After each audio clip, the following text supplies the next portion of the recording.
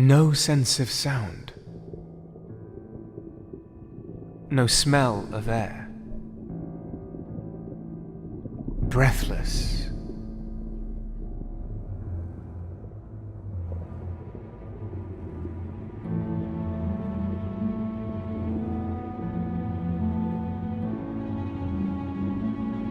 I drifted among faceless shapes, without a clear distinction of form. Blinded until someone or something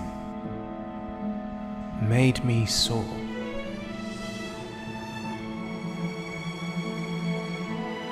Higher and higher still I went.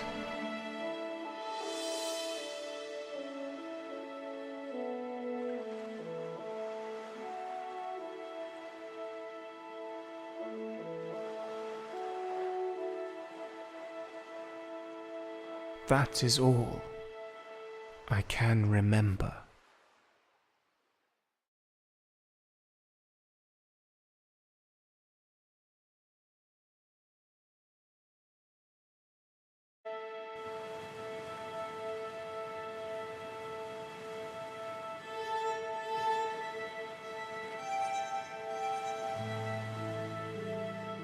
I don't believe you.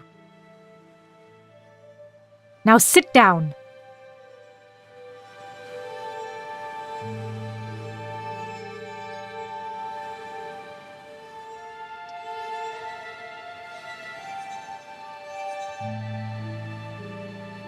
I'm sorry, but you can't leave until you tell me. Where are you from? And what is it that you seek in the colonies? I was raised in the West. I'm visiting the colonies in search of my roots. Do you or do you not swear allegiance to the Lord Protector as a servant of his protectorate? Yes, I am a servant of the Protectorate. Aren't you? The Protectorate does not own us. The colonies may be inside her sphere of influence, but its people are not. You, on the other hand, were wearing their uniform. The bright blue fabric, the golden stitching. It tells me that you are part of the crew on one of their ships, probably a merchant vessel. The embroidery even says that you are the captain of that ship. Impressive. But what happened to your ship, Captain? I can't remember? I've heard that excuse before. It's not going to work with me. First, tell me who you are. I am the Rani, and you can address me as such. Now, is this journal yours? Where did you get that? Who gave that to you? It says Devon Rensburg inside. Is that you? All right, I'm Devon Rensburg. And yes, that is mine. I already know it's yours. I'll give it back to you, once you've enlightened me on its contents. Now read it for me. And remember, I expect the truth. Again, where are you from? And what is it that you seek in the colonies? Fine, I'll give you the long version. It's not like I have any choice. I come from the West, born here in the colonies, but raised in the capital of the Protectorate's homeland, a city that never felt like home. I never connected with its people. I was always the outsider. So I decided to leave that place, in search of my roots. I had heard about someone in the harbour recruiting men for a merchant ship sailing to the east. It was a standard trading mission along the Indigo route. I had never worked on a ship before, but enlisting in the merchant navy was the only way for me to acquire passage across the sea. So that's what I did. The recruiter, Aaron Ludlow was his name, took me in a rowing boat out of the harbour. And there she was, his lordship's vessel, Herald.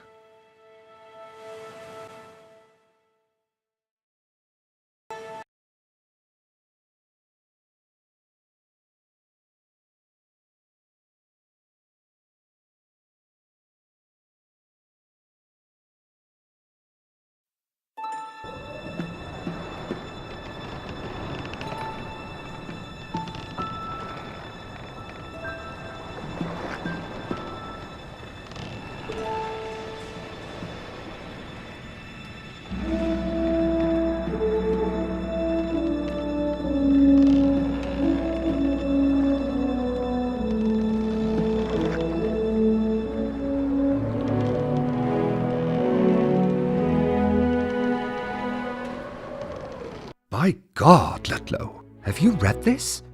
No, sir, I haven't. Your people seem to be causing a lot of unrest in the colonies lately. My people, sir? Well, you know. I don't know, sir. The indigo farmers. They claim the trade does not benefit them enough. They accuse the Lord Protector of abuse of power and demand fairer wages. The local regent has yet to respond, but I fear he will cave into the pressure. Is that why we have the politician on board? Yes. Senator Morton is the regent's brother-in-law, and he's going to help him with the complex politics of this affair. He's also accompanying the regent's daughter safely back to the colonies. Remember to treat both of them with respect. Sir. Is there anything else you brought from shore? Well, apart from the new recruit, a letter, sir, addressed to Senator Morton. Well, what are you waiting for? Give it to me. But, sir, it's not your... My ship, my rules, Ludlow. You know this. Besides, I don't think Mr. Morton has anything to hide from me. He better not. May I remind you he is a protectorate official, sir? And so am I. You there, what do you think, boy? Should I open the letter or not?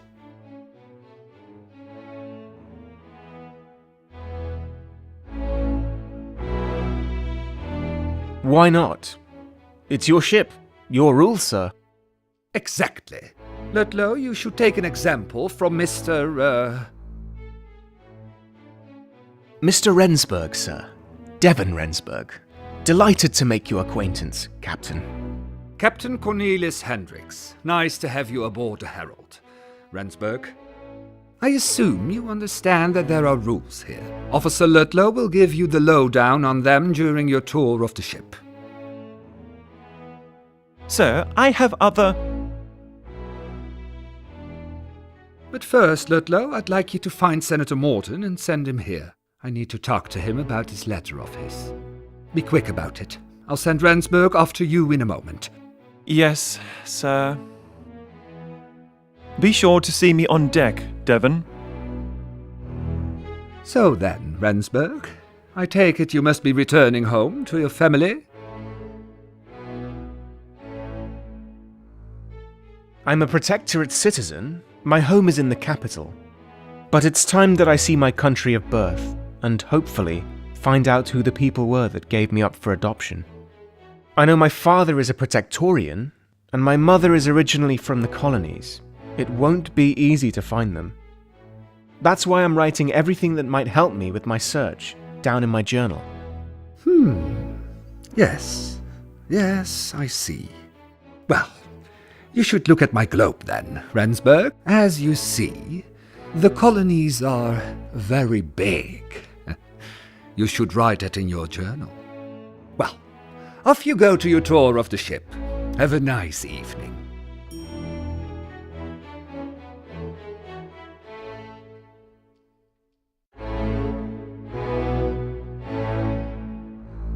There was a globe in the room, The ornate rooster on top stretched his wings out over the world, as if protecting it.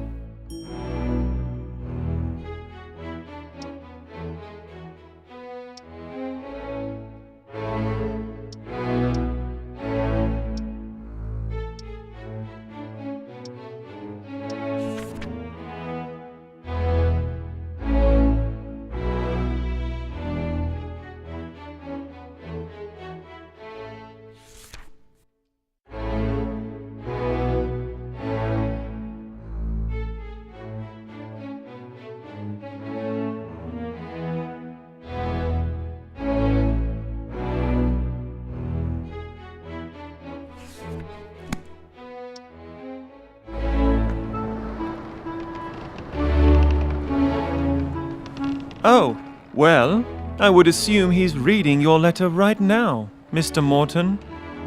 I sincerely hope you're joking. No, on the contrary, sir. At sea, the captain makes his own rules. As far as I can tell, our captain is king on the Herald, sir. The crew his loyal subjects. Officer, there are several reasons why the people got rid of the king back in the day. This is precisely the sort of thing that led us to abolish the monarchy. I'm going to have a word with Captain Hendricks now. Please carry on.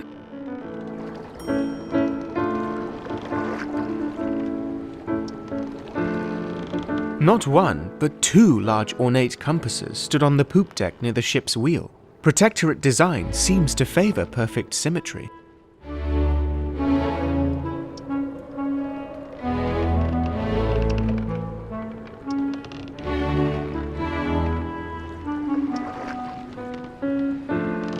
That, Devon, was Senator Lewis Morton. Did you see the look on his face when I told him the captain opened his letter? Pure agony.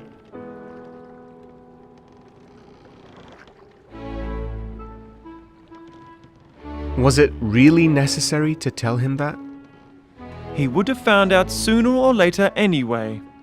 People have a hard time adjusting to life outside the capital. On the open sea, the rules tend to change, but customs don't change with them. Mr. Morton is a prime example of that, and you will probably experience the same. The trick, though, is to accept change. It's something that people like Morton will never understand. But you might. If there's anything I want, then it's change. To finally be able to do things differently for a while. I'm done with the old rules. There's a reason I picked you from the lot. I rarely choose anybody who is unfit for a life at sea.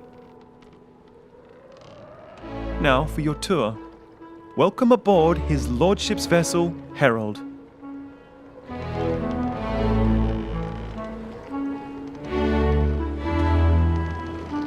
A Cromwellian-class Protectorate clipper launched in 1851. As one of the fastest sailing ships in the mercantile fleet, she can reach a top speed of 18 knots. During her short life, she has already set multiple records sailing to the colonies and back along the famous Indigo route.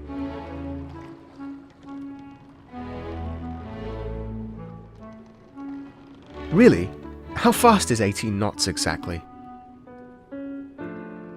A knot is the equivalent of 1 nautical mile per hour. Since a nautical mile is a little over a regular mile, it means the Herald can sail at approximately 21 miles per hour. And before you start, we still use imperial measurement at sea. Metric is yet to catch on in the Navy. Proof that even sailors have a hard time adjusting to certain changes. Now let's move on to the deckhouse.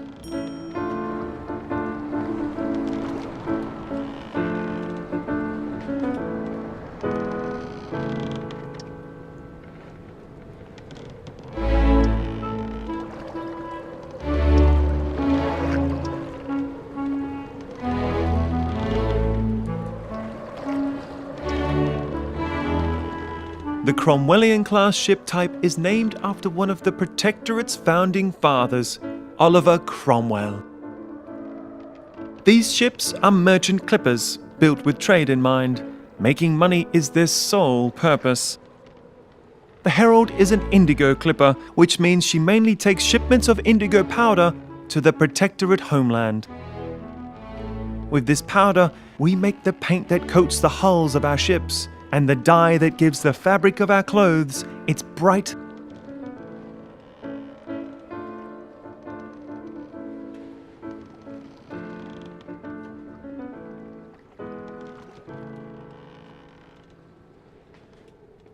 You've lived in the capital, Devon. Never noticed the rooftops of its buildings or the clothes of its people? Everything has been coloured blue there. The colour blue touches on much that the Protectorate holds dear. And indigo is made from a plant that produces the only known blue dye that withstands heavy wear. Until anybody finds a cheaper substitute, the indigo trade remains an invaluable part of our economy. I never really thought about blue dye in that way. Sounds like a huge undertaking. It is, but that's not without reason. After all, the Protectorate is built upon free market principles that foster progress through supply and demand. Its people get paid an equal share for the work they do, and with this money they are free to do with as they wish.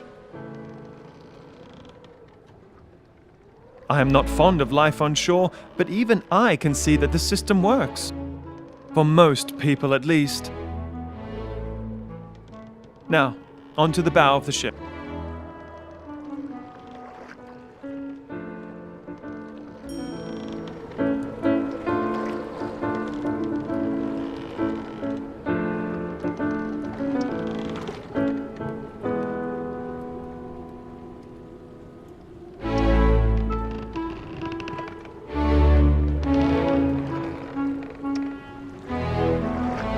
We are standing on the weather deck right now, where you will work every day ensuring the safe passage to the colonies. You will be tasked with tying the knots, reefing the sails, and swabbing the decks. There will be no talking to first-class passengers, no idling around the ship at night, no begging, no fighting, no stealing, and most of all, don't get caught trespassing.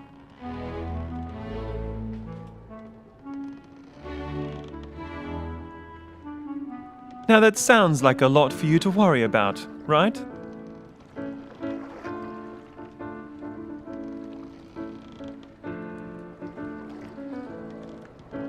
That's what I thought. Don't worry, it'll get tedious soon enough.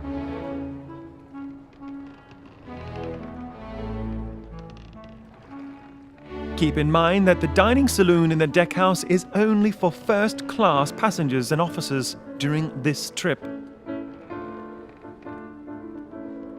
This was a special request by Senator Morton, so please steer clear from the saloon if you want to keep out of trouble.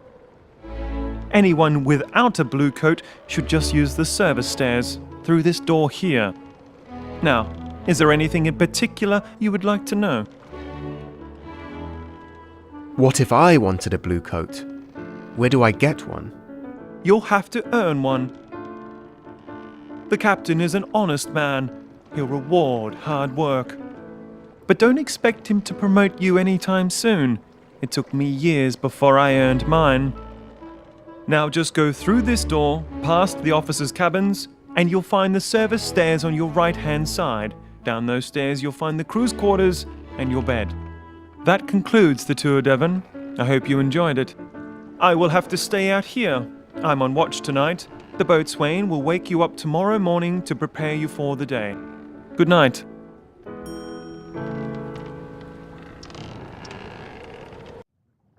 But I don't want to. And take this thing back. But Ian, it's a gift. I don't need it. I don't need any of this.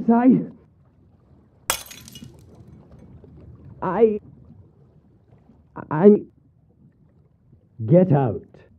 I didn't mean to. Get out.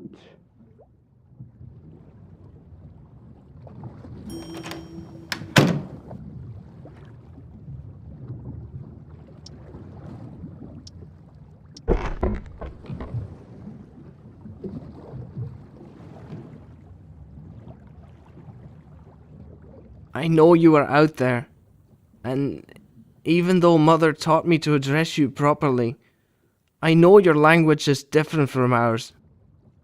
Please, hear my prayer. Listen to my heart.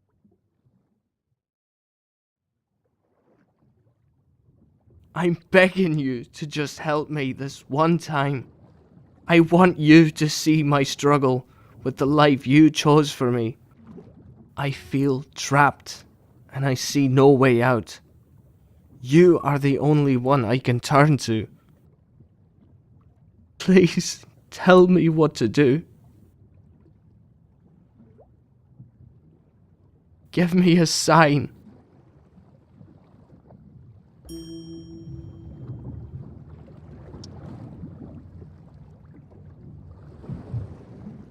Boxes, big and small, were everywhere on the Herald.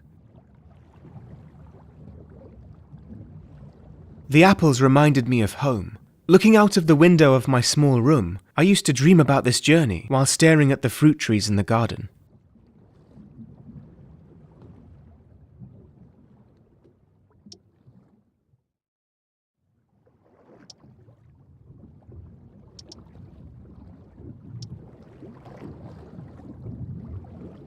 It was getting late. I had to go to bed.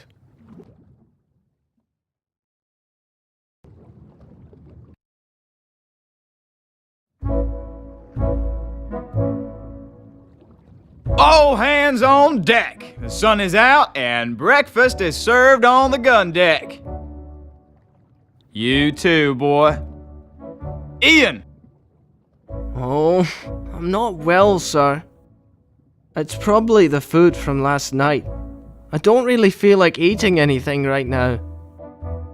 Oh, really? Well, I don't trust Andres bangers and mash either, but you won't make me believe that they made you sick. That would be way too convenient for you. I'm not lying, Caleb. My stomach tells me that something's wrong. That's Mr. Haywood to you, boy. And I know exactly what you're thinking. You heard that Ludlow was sick this morning, so you're trying to blame it on the food. Nice try, boy. Now get up and start running. No, I won't. You can't force me. I'm going on strike. Ha! Don't make me laugh, kid. You wouldn't last a day. Is Ludlow really sick? What does he have? He looked fine yesterday. He looked kinda pale when he went to bed last night. Probably seasick or something. You the new guy. Rensburg, ain't it? I'm Haywood, boatswain on this here ship. You should report to Officer Brunswick at the helm. Needs his boy to do an errand for him. But since this wretch won't get out of bed, maybe you ought to do it. You up for that? No problem, Haywood. I'll get right to it. Just follow the instructions Officer Brunswick gives you. Now, off to the helm with you.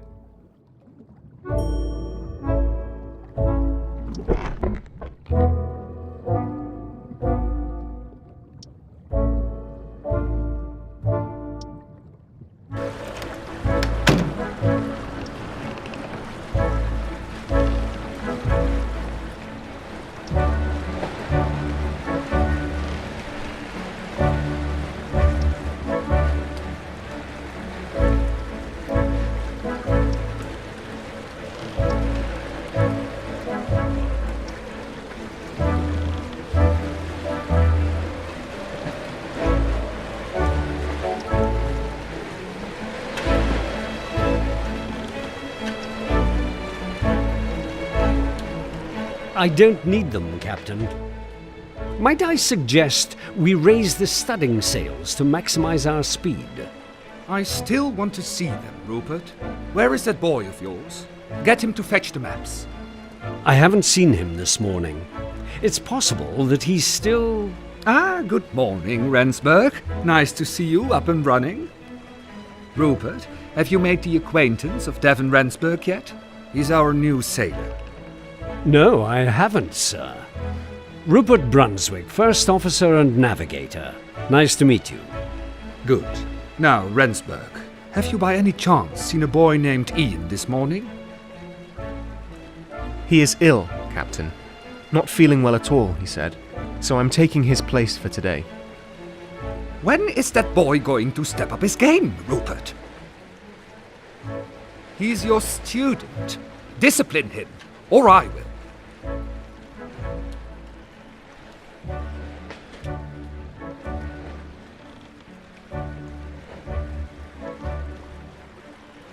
I heard that more of the crew are sick today. It could very well be that they're all sick for the same reason. Nonsense. The boy is weak. He needs to be dealt with swiftly, lest he never become a man. I agree that Ian might be a bit weak, frail even. But a man with his gentleness is something the world might benefit from one day.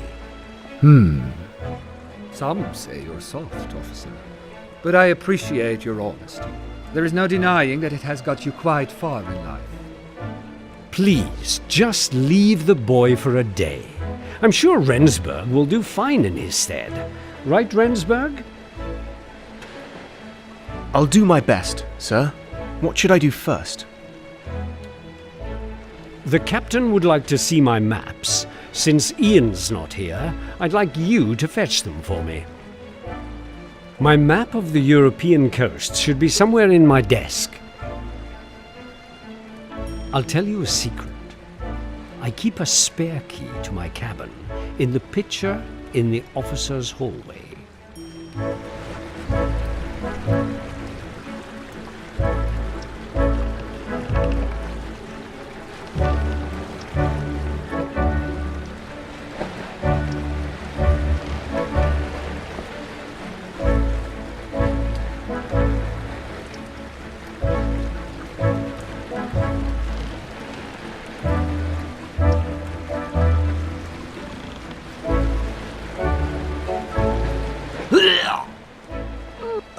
Seasick again.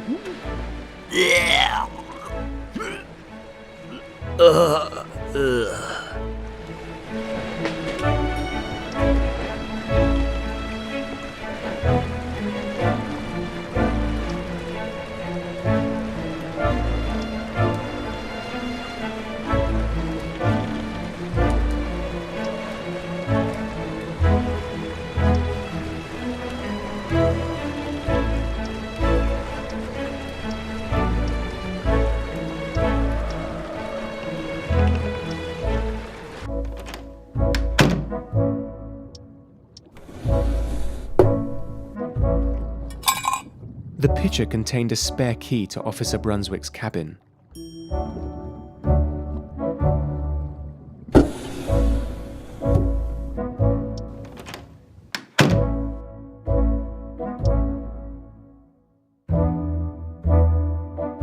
On the writing slope lay a detailed map of the African coast, the sea full of lines, markings and notes I didn't understand.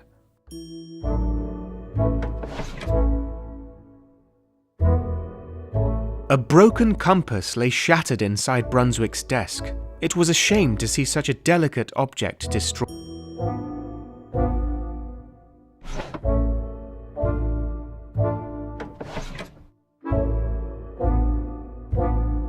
I found Brunswick's maps of the European coast inside the drawer of his desk.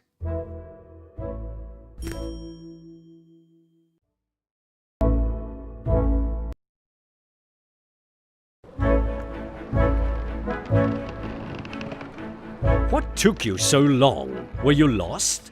My cabin isn't that big, you know. I'm sorry, sir. I'll ensure that I'm faster next time. Ian would have done such a simple task in mere seconds. Give me the maps, Rensburg. Well, that's convenient. According to these calculations, raising the studding sails might double our speed. Rensburg, find boatswain Haywood and ask him where he keeps his studding sails. is probably somewhere near his workshop.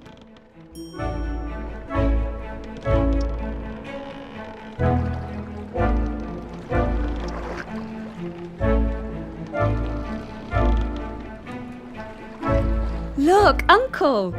Water as far as the eye can see. Imagine how big the world must be. Yes, dear.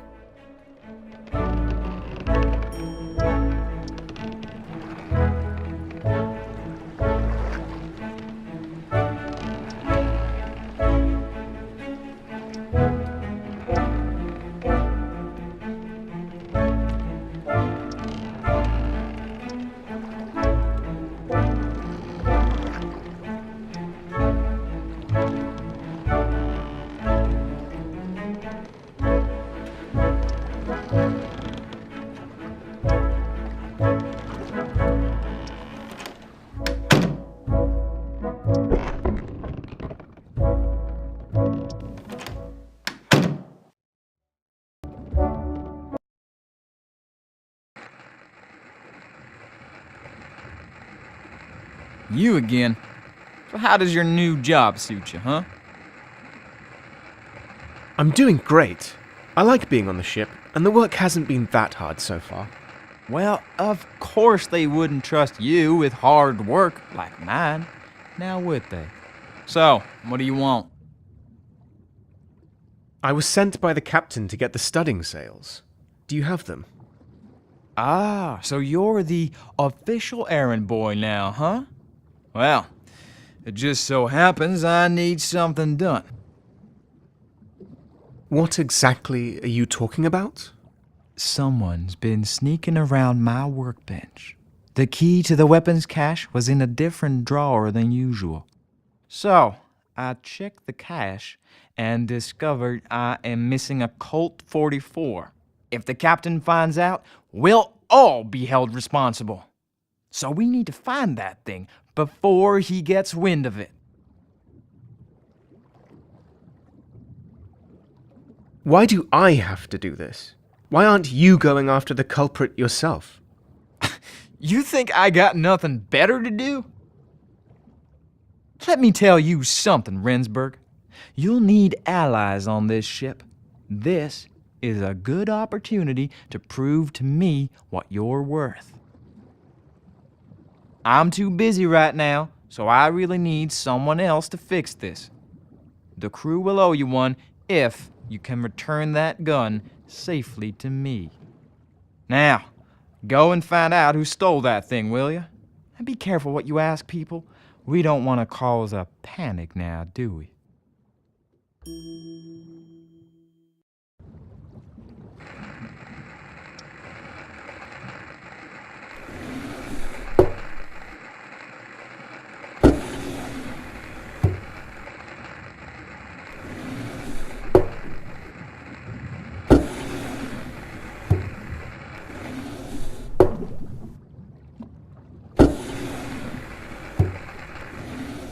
You could expect to find something as random as a drawer full of door handles from time to time. It was a workshop, after all.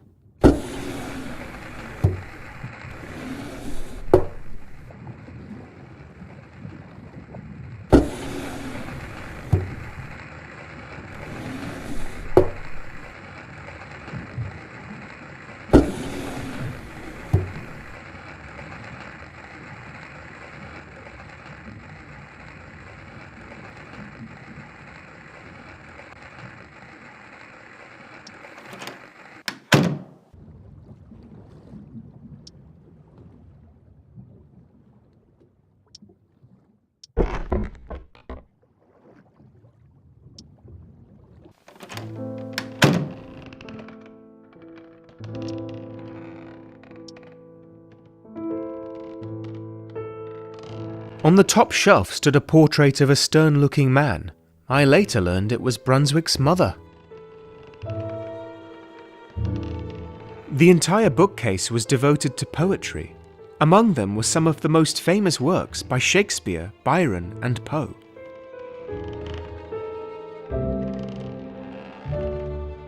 I was surprised to find Brunswick's spyglass in here. You'd think a navigator would keep that with him at all times.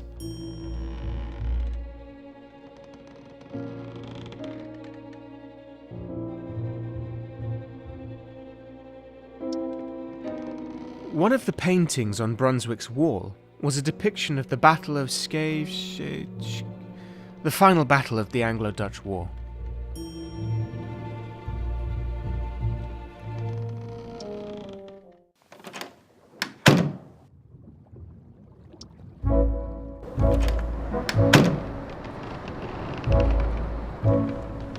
Rensburg, what are you doing up here? Shouldn't you be getting those sills? Bosun Haywood doesn't want to give me the sails. He said there's a gun missing from the weapons cache and ordered me to find it. I thought you should know, Captain. It didn't feel right to hide this from you. What? Why on earth? That good-for-nothing bilge rat. Rensburg, take this from me. Don't get carried away with what Haywood asks you to do. I'll go and have a word with him right now. You should go and see Ian. I'm sure that child knows more about this. If there's something wrong, he's somehow always involved.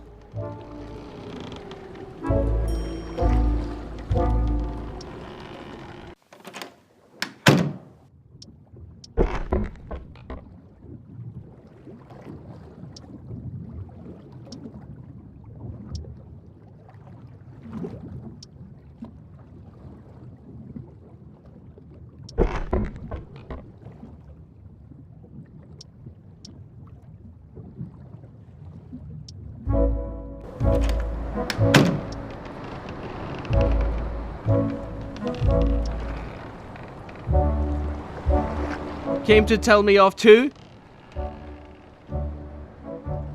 How are you feeling now, Ian? Fine. Just let me be, will ya? I just needed some fresh air. I understand that you're angry.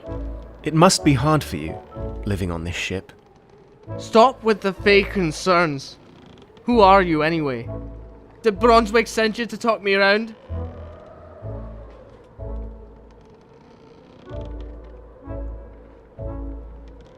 I'm Devon Rensburg. I'm new. Last night, when I entered the forecastle, I heard two people fighting. It was you and Officer Brunswick.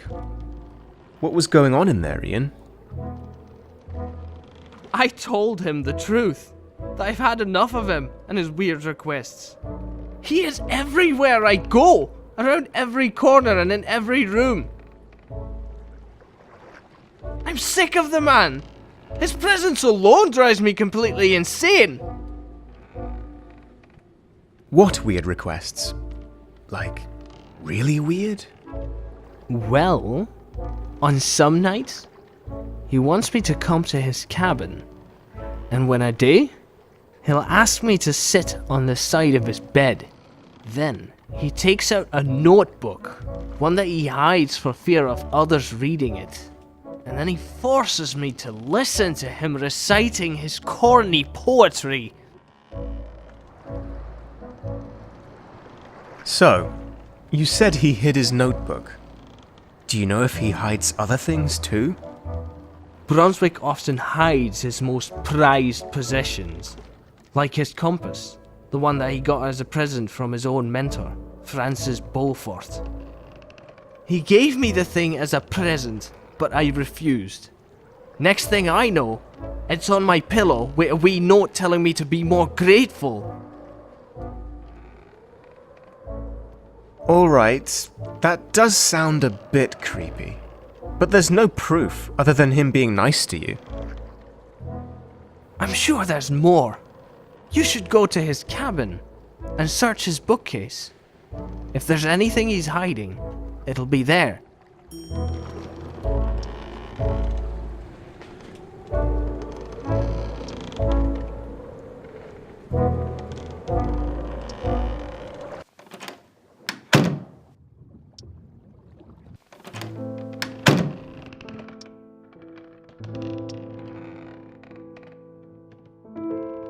A loose wallboard was cleverly hidden behind a couple of books. Behind the loose wallboard was a cleverly hidden compartment containing a single booklet. It seemed to be Brunswick's journal. Brunswick seemed to like writing rather cheesy poetry.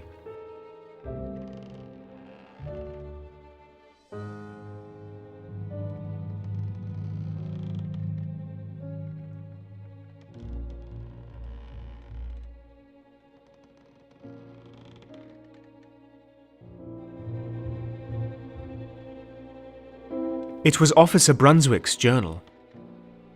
Brunswick wrote about Ian in his journal.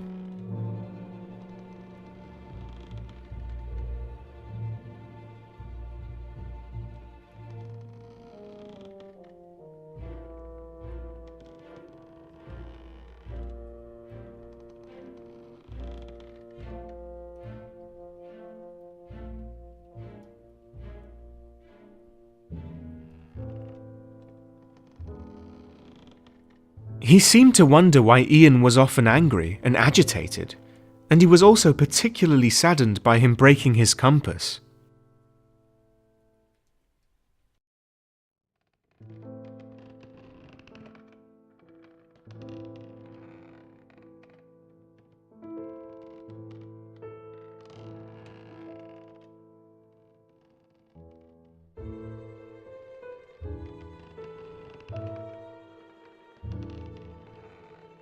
There was a poem and something about calculations on the page.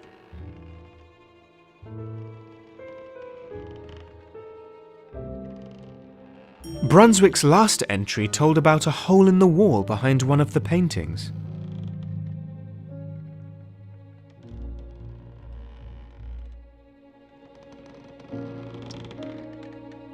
The painting seemed to have been moved recently. Behind it was a small gap between the planks.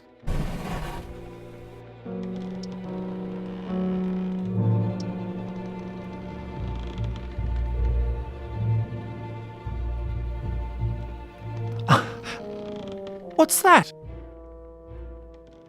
Is there someone spying on me?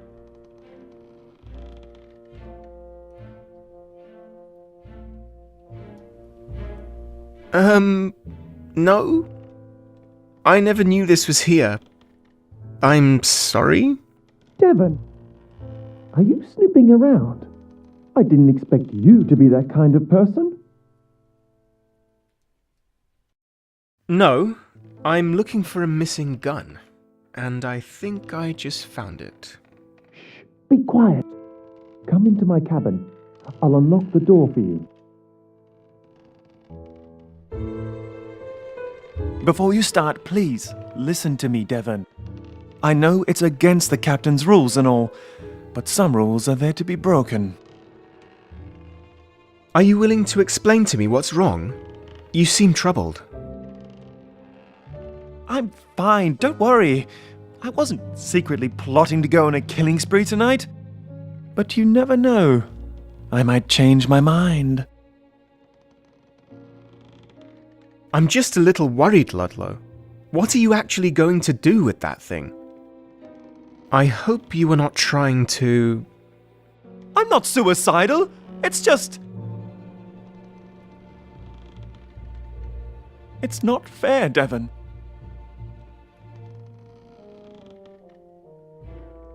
I know the Merchant Navy Handbook from cover to cover. It clearly says that every officer is allowed to bear arms. Every officer, Devon. I'm an officer, so why don't I get to exercise my rights aboard the Herald?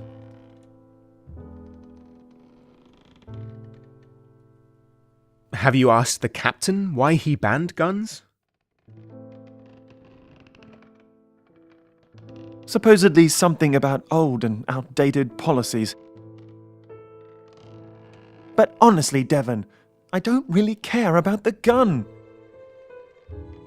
I just want the captain to know that if Brunswick gives up his rights, it doesn't automatically mean that I'll give up mine as well.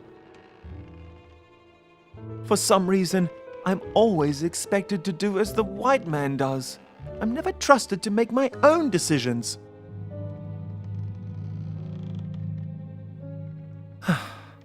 Sometimes I feel like I'm an officer in nothing but name.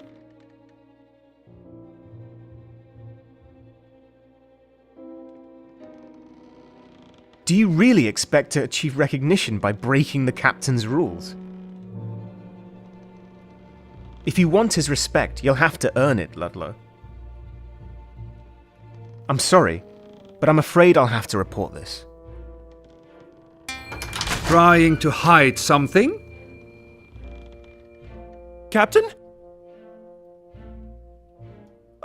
Excuse me, sir, but what— Once again, my ship, my rules. I have the responsibility to know everything, Ludlow.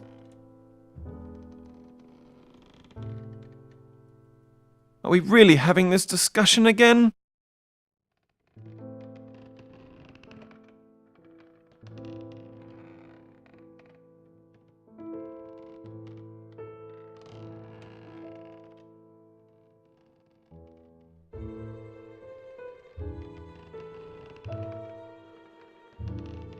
Officer, it seems you're having a hard time grasping the concept of authority.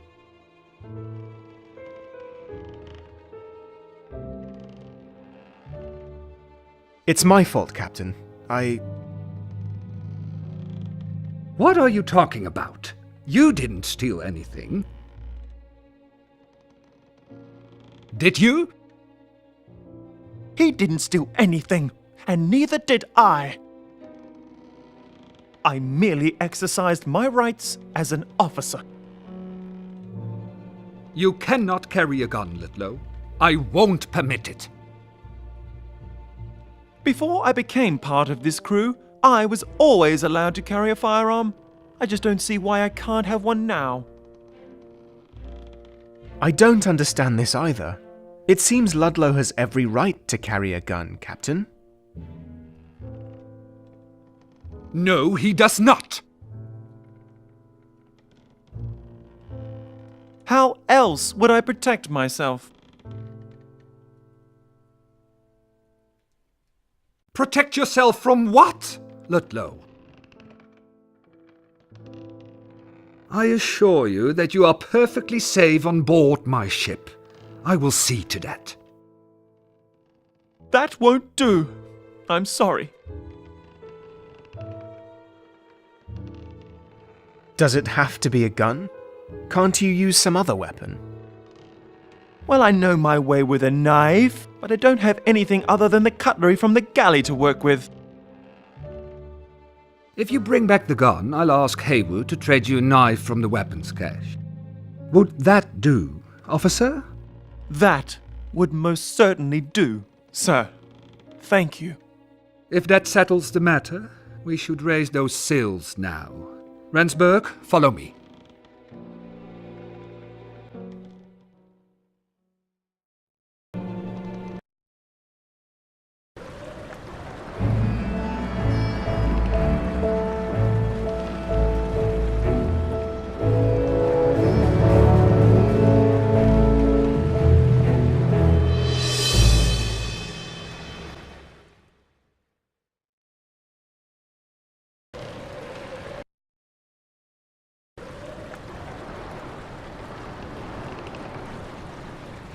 Thanks for helping me yesterday.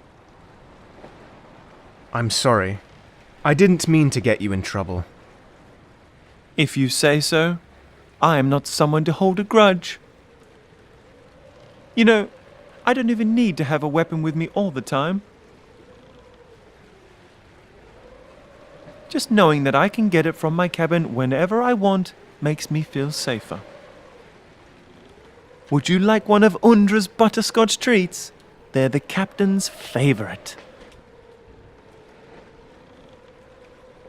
Well, okay then. Those look too delicious to refuse. They do, don't they? Feel free to indulge yourself, Devon. Why are you being so friendly with me? I thought you'd never ask. I need allies, Devon. And friends can provide a kind of protection that a weapon never will. Back in the capital, I picked you. And believe me, That wasn't without reason. I don't really understand. What do you need allies for? The captain thinks I don't know. Or that's what I hope I've led him to believe. But I read his newspaper the moment I got my hands on it. Here, take a look.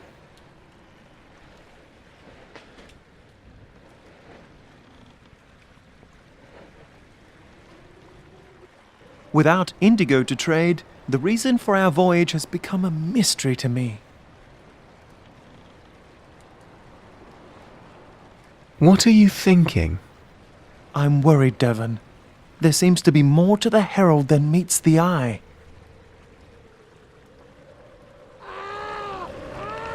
What's going on down there?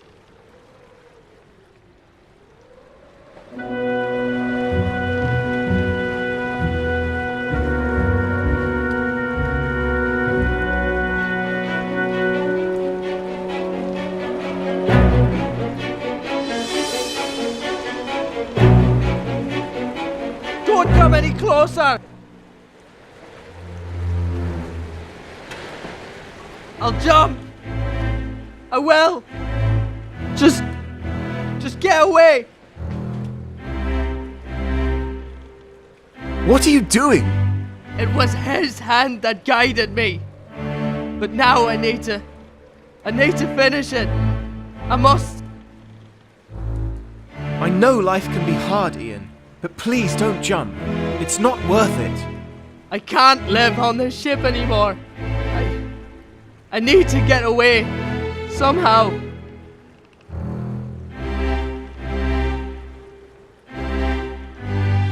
I hear you, Ian. I completely understand now.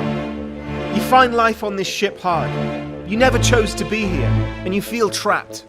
You heard me? You listened to my prayer? But this is the only way. I've been shown this is the only way. Jumping won't solve anything. Killing yourself will only end your existence prematurely. You mean it's... Oh Lord, what have I done?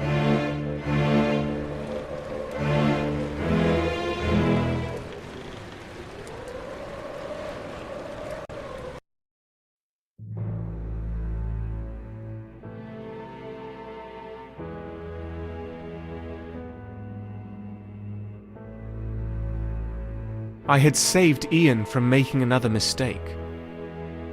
But none of the crew cared for the cabin boy's fate. They were all too busy tending to the esteemed navigator, who was bleeding out on the deck below us.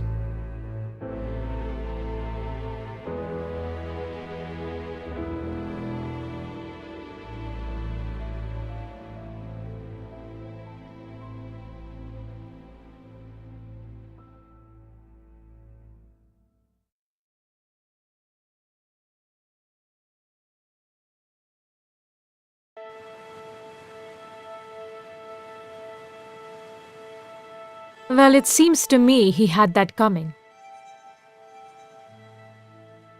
Who? Officer Brunswick? Yes, Officer Brunswick. He was tormenting that boy. He should have known better. He should have acted like an adult. Ian was a troubled boy. True, Brunswick drove him over the edge, but I believe Ian got there by himself. When somebody places his or her trust in your good judgment, you better not abuse that, or it will come back to you, Devon. In this case, Brunswick just went too far, even with all his good intentions. As a teacher and mentor, he should have known better. Is this personal?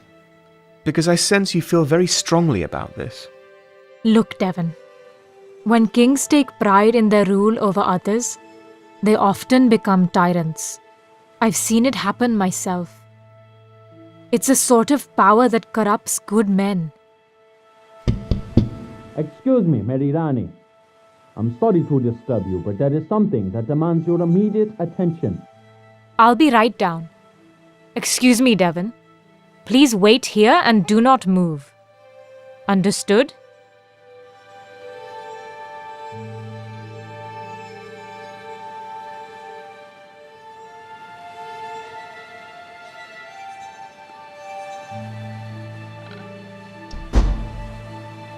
Not the best bed I have ever slept in.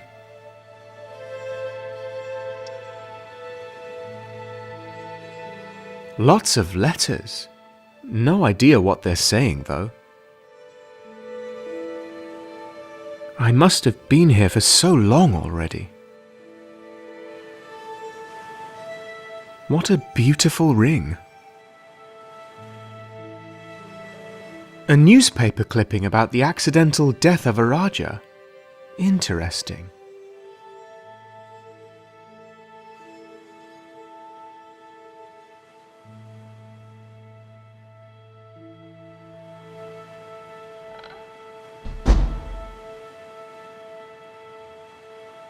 Now, when did I say you could walk around while I was gone? I'm sorry, You don't need to answer that. Now sit down. You are still my prisoner, remember? How long are you going to keep me here? I'll keep you here for as long as necessary. Now tell me the rest of your story. I assume the captain must have been furious after what happened.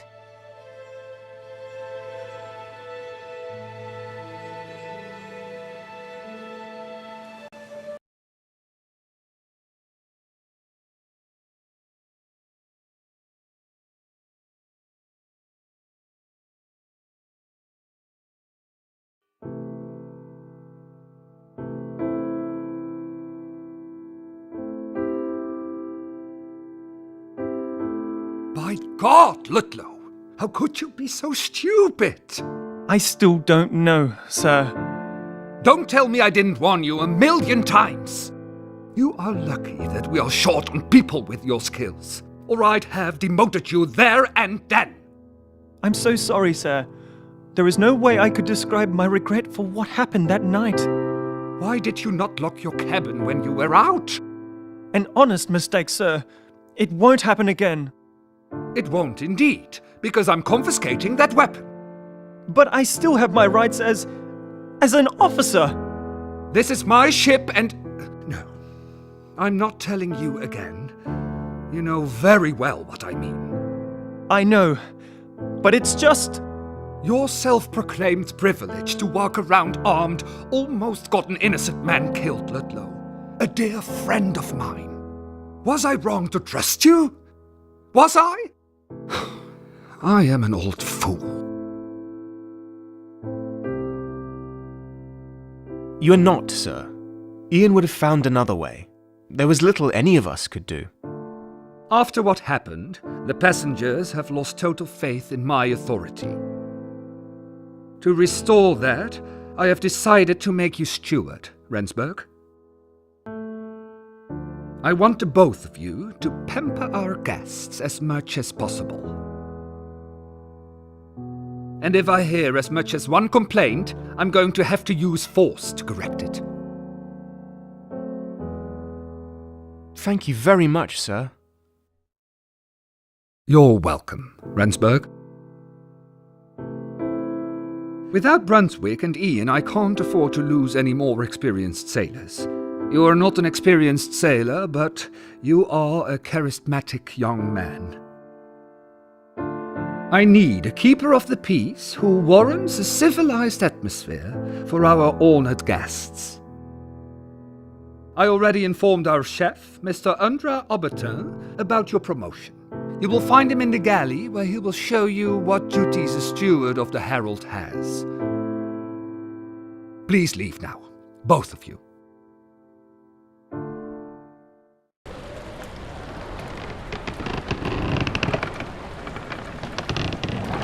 Well, congratulations. I don't know how you did it, but you did it. Got yourself a blue coat in less than a week. The captain was right, you know. You jeopardized the crew and passengers. That was not a smart move. Well, whatever the case, this is exactly what we need right now.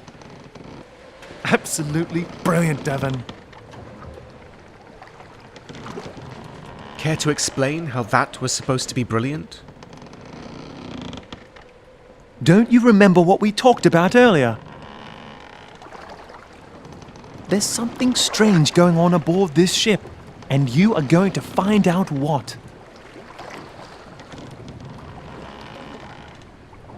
Because as a steward, you will be the passenger's lackey, so you get to serve their food, rub their backs, and tuck them in at night.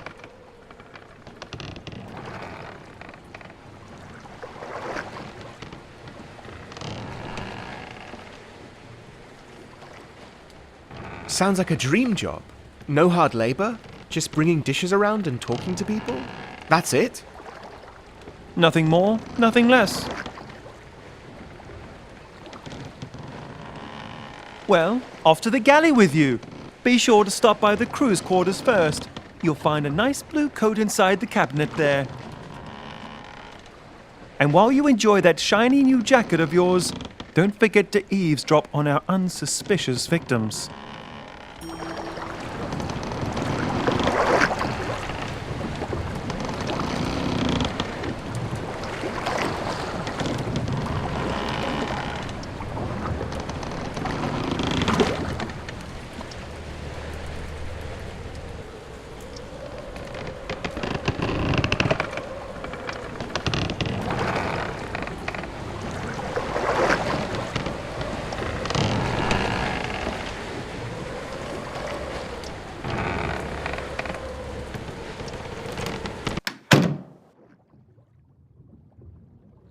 Caleb had thoroughly scrubbed the blood from the floor, but I couldn't get the harrowing image of Brunswick lying there out of my mind.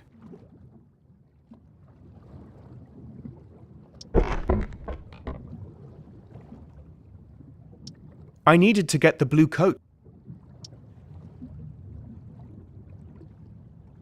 A blue steward's coat lay inside the cabinet, just like Ludlow told me. It felt strange to be its new owner.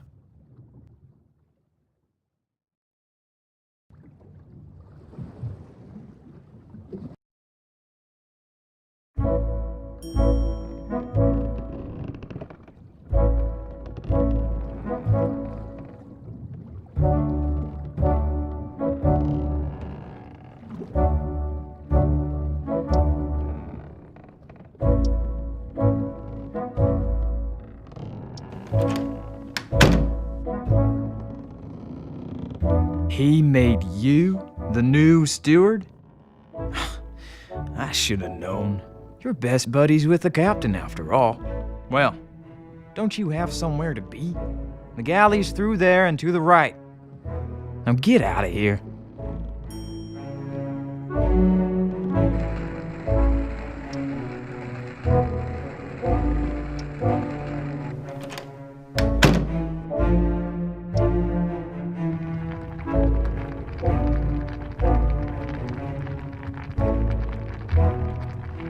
Ah, my new help has arrived.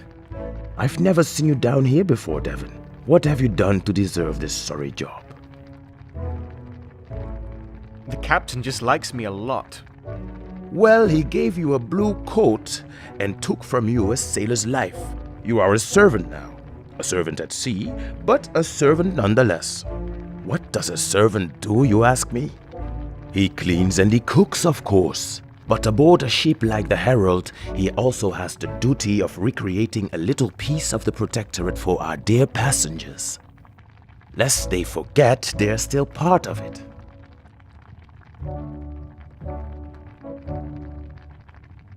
I have little to no experience being a steward. I'd be glad if you could show me the ropes. Unlike the work above deck, our job has less to do with ropes and more with silver spoons and plates. Don't forget your silver tongue either. No, time to get to business. This here is Danielle, my sous chef, and he has prepared luncheon for the passengers this morning. Hello, Devon. Pleased to meet you. So for your first task, Would you be so kind as to serve Lady Tabitha and Senator Morton their grub in the dining saloon? I'll do my best, Mr. Obertal. I'll make sure our guests are well looked after. I'm sure you will, Devon. And please just call me Undra. Now, remember to return here after you're done so I can give you your next assignment. The dining tray contained the food for Lady Tabitha and Mr. Morton.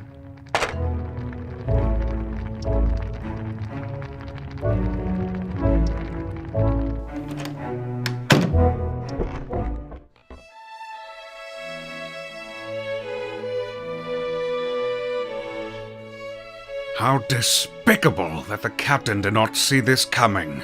It's just unbelievable. You should stop worrying about everything, Uncle.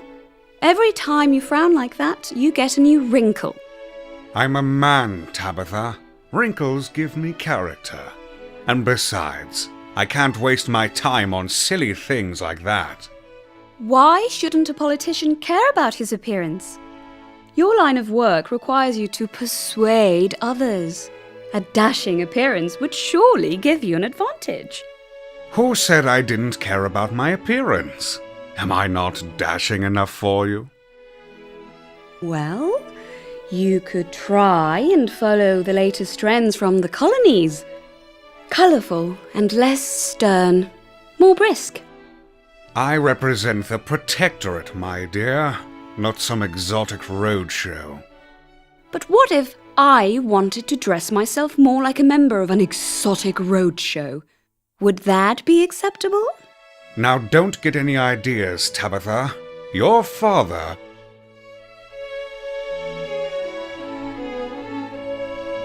Yes? My father... what? Your father wouldn't approve, my dear. Indeed. But father's not here. And why should you have the right to tell me what to do when he's not around? Because I am your appointed guardian. That's why. I'm a grown woman. Why would I have need of a chaperone? Times are changing, Uncle. Enough now, dear. Say your prayers and eat before it gets cold.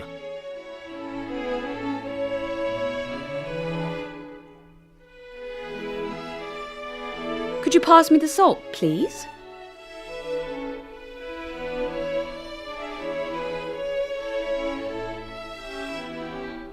The lady wants salt on her food. Now, Uncle, a little please wouldn't hurt. Please, boy, the salt. How much salt would please the lady? I can do it myself. Thank you. Tabitha, let the boy do his job.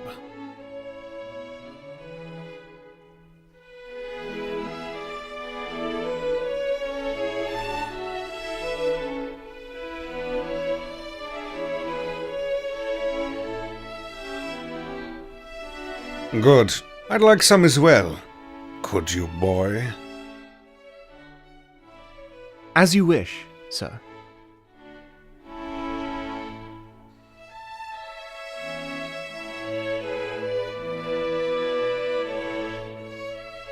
That's how I expect it to be done. Remember, a good servant is only there when needed. Any other time, he blends in with his surroundings. Now please leave us.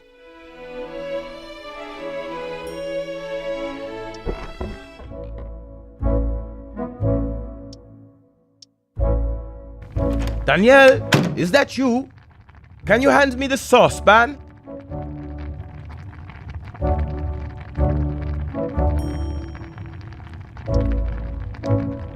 There was a saucepan on the worktop.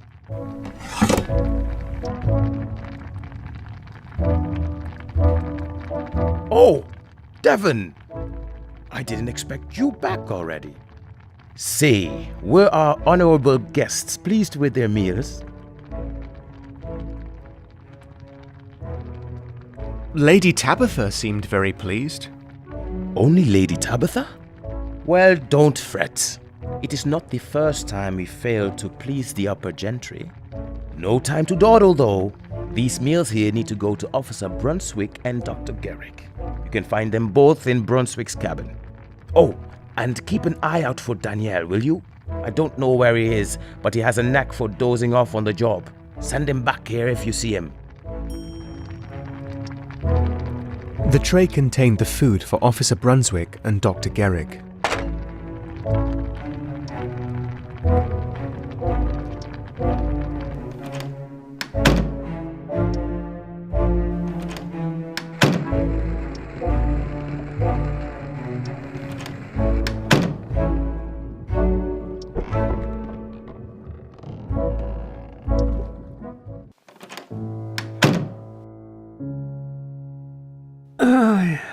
I'm so... Why? Don't break. Is he going to make it, Doctor? I'm not sure. He's tough, but it's getting worse by the day. We really need to make sure the wound doesn't become infected. Gangrene could pose a serious threat to his condition, especially out at sea. Please, no, it's precious. Stop. Shh, don't fight it, Rupert. I have his meal here, Doctor. It's unlikely he'll keep anything down in this state. I'll help him eat after I've administered his medicine.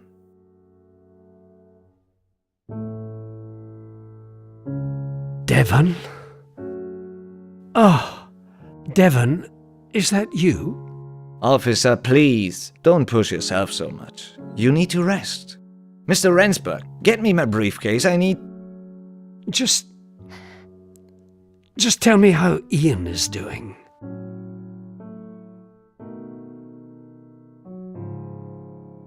Why do you care? He almost killed you, sir.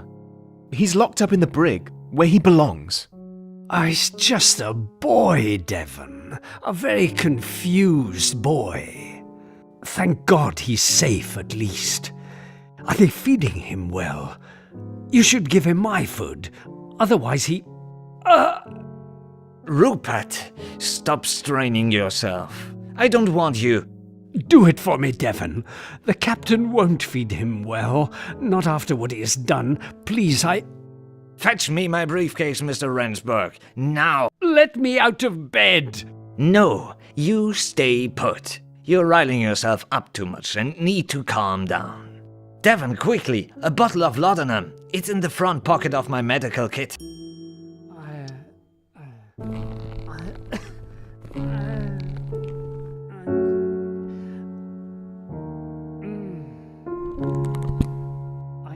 There was a bandage in the bag. There was only one bottle of laudanum left in Garrick's bag, and even that was half empty.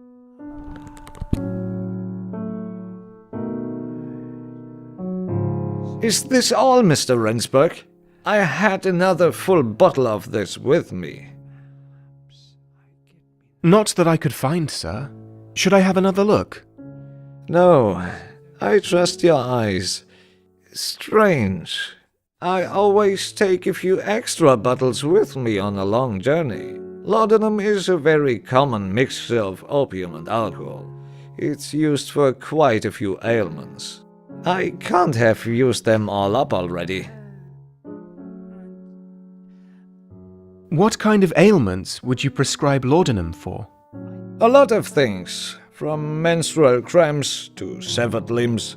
Depending on the dosage, it can be a very strong sedative. Well, if you would, keep an eye out for someone with a flushed face. Laudanum usually makes people blush a little. Now please leave us, Mr. Rensburg. The officer deserves some privacy when I administer his dose.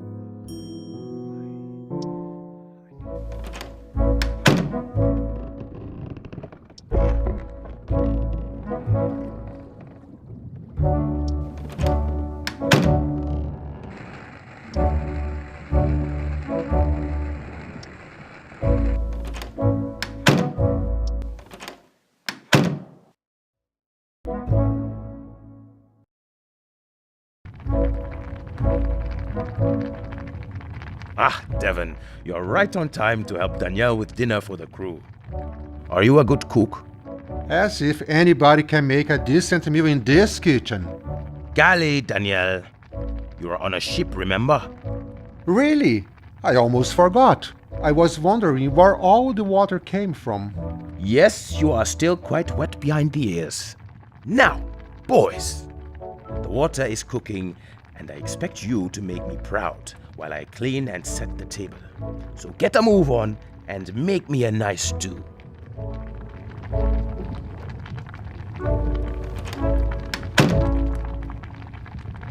So, Devon, ready to learn how to work miracles?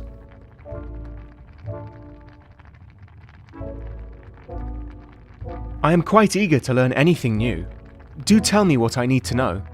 Well, it's less than scraps that we have to deal with here.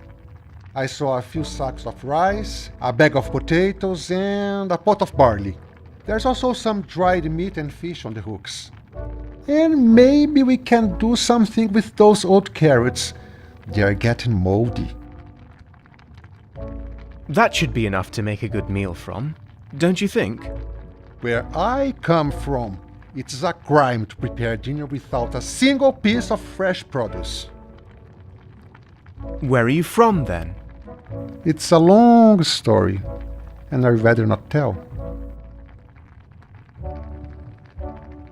I understand if it's a sensitive issue. I promise I won't tell anyone else. No? Well, yes, but I'd really rather not talk about it. Oh, right. We need a good hearty base for our stew. Could you find me either a bunch of potatoes or a pound of barley? No rice, please. I really hate rice. It was a sack of potatoes. Potatoes, huh?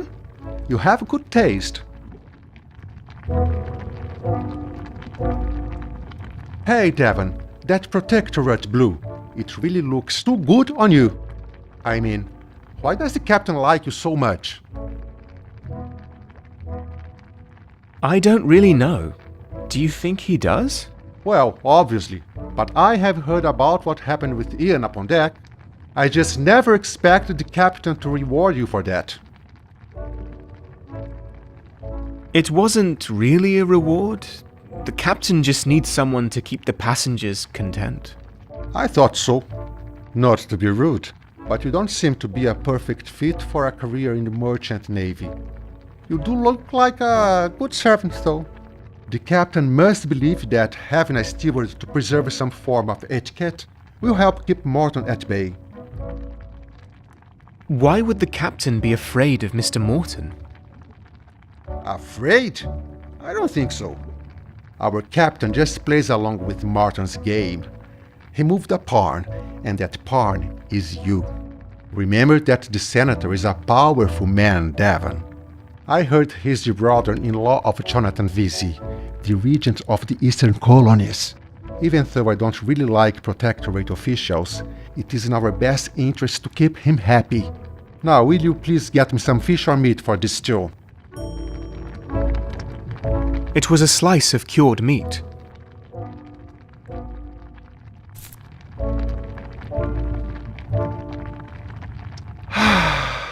The salty smell of cured meat.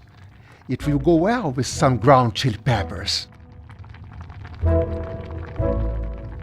You probably love spicy food, right, Devon? Even a dash of pepper freshens up most bland protectorate-made dishes. Good chili peppers do wonders. Well, it's a shame then that we don't have any aboard the HLV Herald. They would have made this dish a lot more edible. I take it that you like spicy food? Forget about the spicy food, Devon. It's... sometimes you suddenly realize that you dearly miss something you left behind. It can be as small as the taste of a tomato salsa prepared with fresh Malagueta peppers. But sometimes it's about other, more significant things. I think I understand what you're going through. It must be hard to be at sea, always far away from your family. The peppers grew in my garden, Devon. Every day of summer, a girl I knew would pick the ripe ones at noon, and I would watch her while she did. She stole your peppers? Why didn't you stop her? She didn't steal them, Devon. It was her job to do that, like it was mine to watch her. Charlize was the property of my father's estate. But there, in that garden, she was free, Devon. Singing a song while she picked the malaguetas one by one. When we were together, I completely forgot why I was there and what she really was. A slave girl, forbidden fruit. What happened next? I became reckless. After numerous hot-blooded encounters behind a particularly beautiful pepper plant, I one day dared to brag about my exploits to my friends. When father found out, he said I had besmirched our family name, and worse, that of my fiancée. I felt ashamed. I never dared to face Charlize again. You had a fiancé? No, I got a fiancée handed to me. I could never love a woman like her, the wretched monster that she is. When the rumors finally reached the ears of my betrothed, her parents made sure Charlize disappeared. I couldn't do anything to stop them. I was asleep when they stormed the senzala, took Charlize out of her bed, and hanged her from a tree in our garden. I never had a chance to apologize.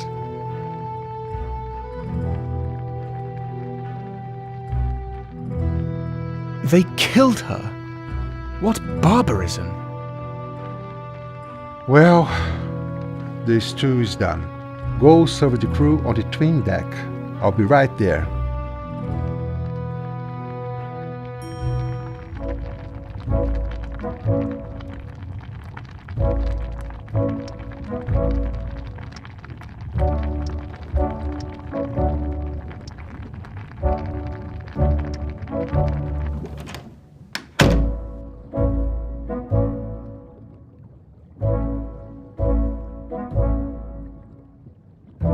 So, what you cooked up for us tonight, Undra?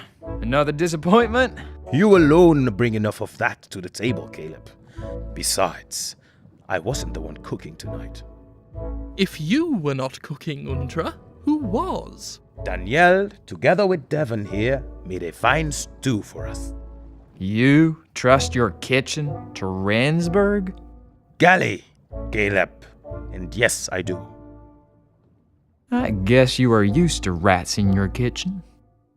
Rather a rat than a weasel like you. I'm starving. Fill my bowl right up, Devon. It'd better be good.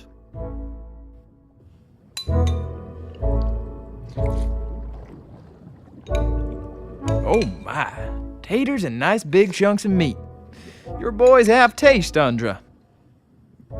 If salty is to your liking. Say, didn't we have the same yesterday? Whose recipe is this anyway? I picked the ingredients, so you could say it is my recipe.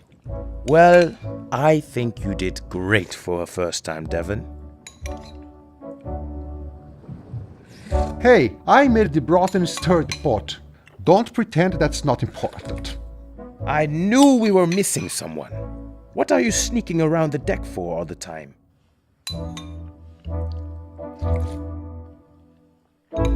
You were back there? Did you hear any strange sound? I heard some eerie noises last night from the direction of the cargo hold. What are you talking about, Rob? The cargo hold is locked while we're at sea. No one can enter till we make port.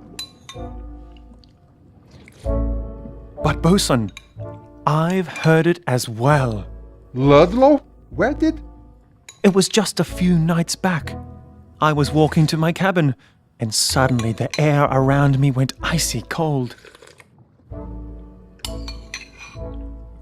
Then, out of nowhere, comes this ghostly tune, mesmerizing me as I walk across the tween deck. Before I know it, darkness creeps over me. The next thing I remember was waking up in the crow's nest at 3 in the morning. When I heard it, I could swear there was singing too. We're all doomed, bosun. It's a ship. It makes sounds at night. Show some backbone, Rob. Do you really believe in fairy tales about sirens and mermaids luring men into their arms? But someone or something made that music. A hideous woman with razor-sharp teeth and a pale, dead face. Well, that's good to know, right, Caleb? Even you might have a chance with this girl. Bah, I don't need no woman. Women only bring bad luck to sailors like us. Like us? You and I are not in any way alike, Caleb. I wasn't talking about you, hash slinger. Since when are you a sailor? Hold your tongue, snake. Your And mother here we didn't go teach you to show again. some respect to your superiors? You, my superior? I think not. I own you, Andra. You and the likes of you are in my pocket. I warn you, Caleb. Why do they always have to fight? It's because they're both idiots, Devon. Officer, why are you here anyway? Are you not eating with the captain tonight? With the senator as his guest, I'm afraid I will have to eat on my own for a while. But now I need to speak with Devon. In private. Fraud, people. Worst cook I've ever known, and I've known bad ones.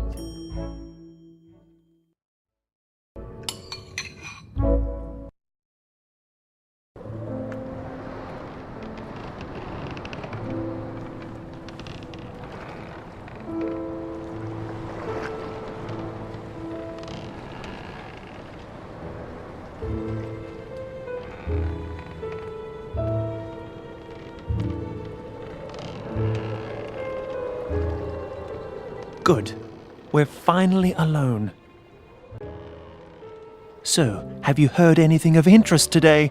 Did any of the passengers bear their secrets to you while they stuffed their faces? The physician tending to Officer Brunswick is missing a bottle of laudanum.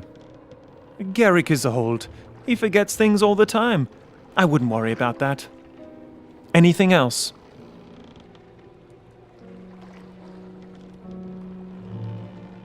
Some of the crew really seem to think that the Herald is haunted. They believe that hogwash now? You are joking, right?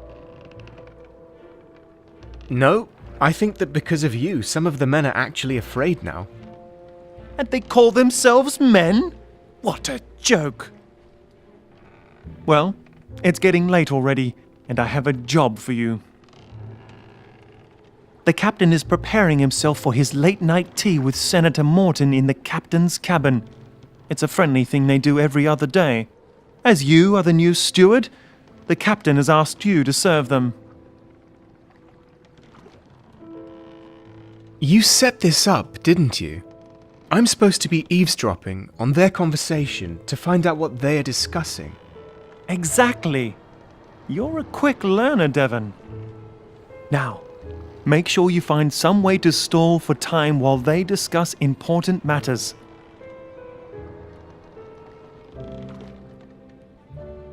It is vital that they forget your presence so that you may listen long enough to discover what they are talking about.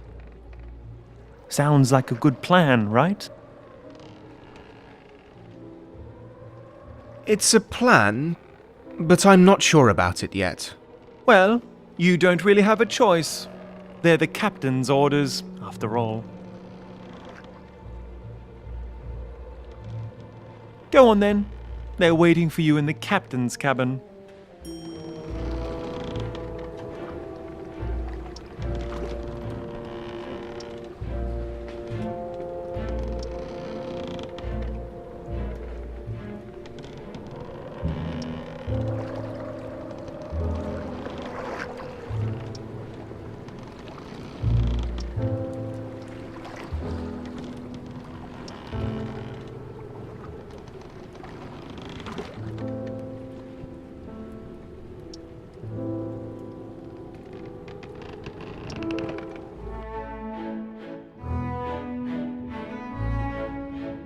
It is good to have you here, Mr. Morton. Now, as per your request, I have appointed one of the crew to the position of steward. I'd like you to meet Mr. Davin Rensburg. Perhaps you have noticed some of his work today? No, I don't think I have.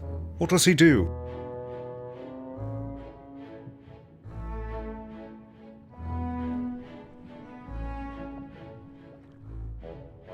As steward, I provide the service that a man of your standing deserves, sir. Ah, this boy. Well, remember to be a little less present, and I'm sure you will do quite well as the new steward. There's no shame in being invisible. It's all part of the job. He is right, you know. Now fetch us some tea, Devon, with a soothing splash of brandy, please. I keep a flask of eau de vie in the cupboard behind the stairs.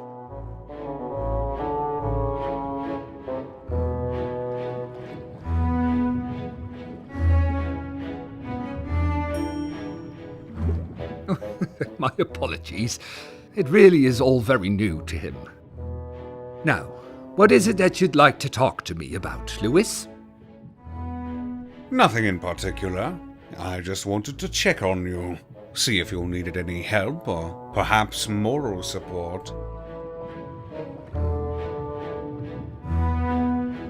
I mean, with our dear Mr. Brunswick injured by that crazy cabin boy, you must be quite shocked.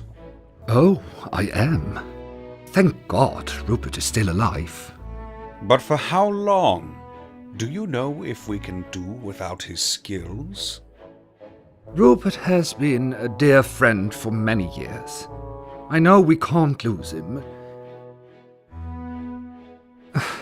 I can't lose him. We have a long journey ahead of us, Cornelius, and I am afraid his condition is deteriorating. Will we make it to the colony in time, without his proper guidance? Well, we're lucky that Rupert left his notes. They were enough to determine our course for the moment. If not for that, we would be hopelessly adrift. I realized that if I acted busy, they might keep talking as if I weren't there, if I dared to keep them waiting. I know how much you've done for the Protectorate and its cause, but if this affair delays us, I'm afraid your career might be in jeopardy. I do understand your concern, but I am well aware of the importance of this mission. I could do without you constantly reminding me. I am not pressuring you, Cornelius, don't worry. I'm only concerned. And so am I, Lewis. How's your niece doing, by the way? Is she accustomed to life at sea? I think the sea breeze had her a bit on edge the past few days. She's trying to push my buttons all the time. Sometimes it's hard to admit, but Tabitha frequently reminds me of her aunt. She's got the same feisty way of talking. Quite unladylike, but undeniable. I wondered what else they might have to say. You still miss Eleanor a lot, don't you? Of course I miss her. Eleanor was my wife, for God's sake. Or did you also believe what they wrote about our marriage in the papers? No, I trust your word when you say you loved her. Journalists are parasites. They live on gossip. I can't deny that we had our fair share of problems through the years, but so do most couples. The emptiness she left behind when she passed can be quite distracting. I miss her every single day. What do you miss most about her? Eleanor was a stubborn woman, as well as a stunningly beautiful one. I would be lying if I said that I miss our arguments. No, I miss her form, her presence. But most of all, I miss her smell. You're only human, Lewis. Yes, it's a condition I have to bear with, I'm afraid. Now, This would be the right time to take a sip of that brandy tea you promised me. Oh, good God! Rensburg! Where are you, boy?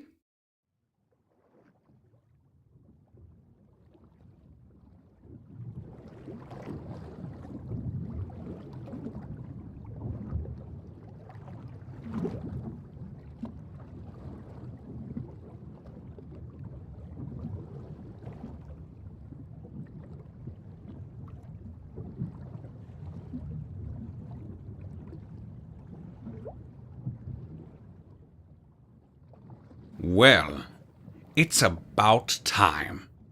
Try to be a little faster, Rensburg, please. Now, get yourself to bed. I expect you to bring me my breakfast in the morning.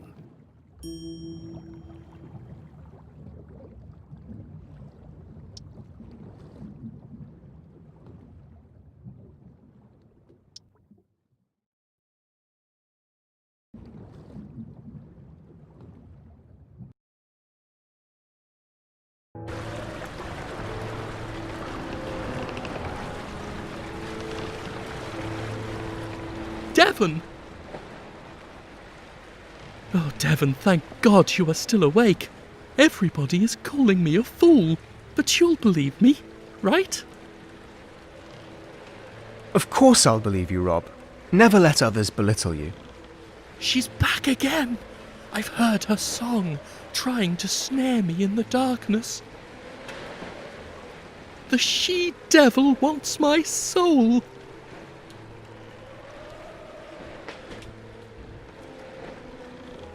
What did her song sound like? How do I describe it? It was mesmerizing, really.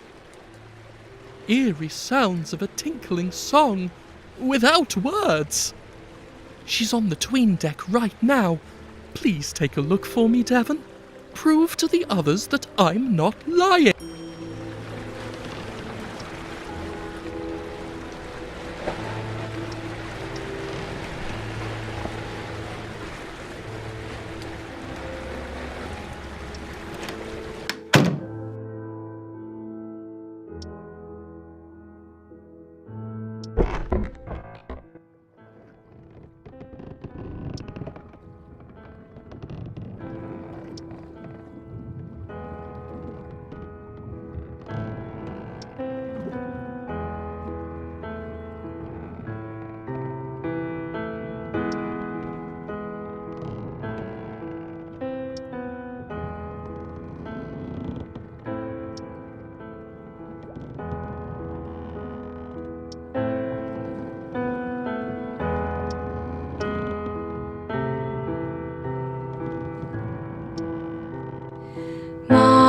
First vow is to never bow for the hurt and pain which cannot break me. Fire and flame, thunderstorm or rain, it is not enough to change my view.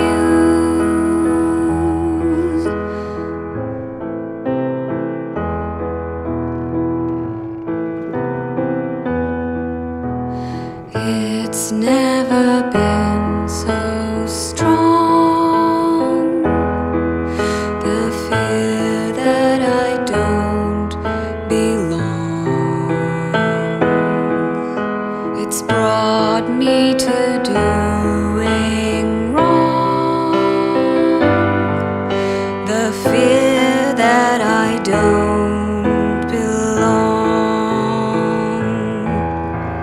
Second vow, not to weep about all the ways in which you betrayed me, for I know that I'm wanted, so little reason to stay with you. It's never been so strong,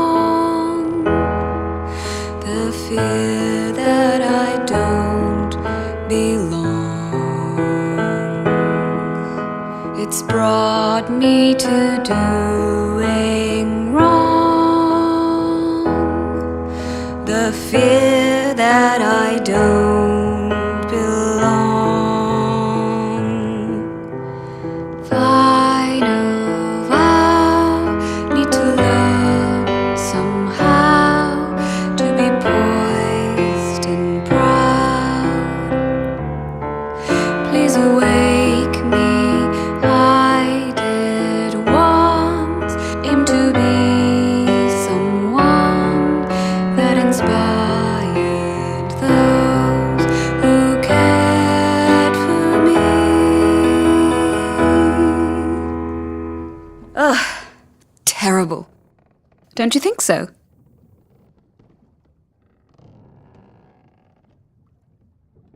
I don't agree, miss. I really love to hear you play, but I'm afraid there are others that don't. Well, this thing is so horribly tuned, it sounds like a drowning cat.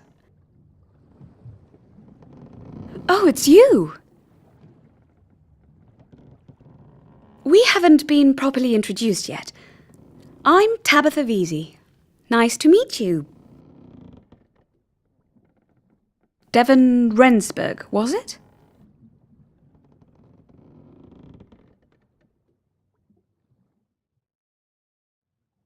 You know my name? I've heard all about your heroic actions with the insane boy. That was very brave of you, Devon. I don't feel like a hero. The boy's locked up now, and I feel sorry for him.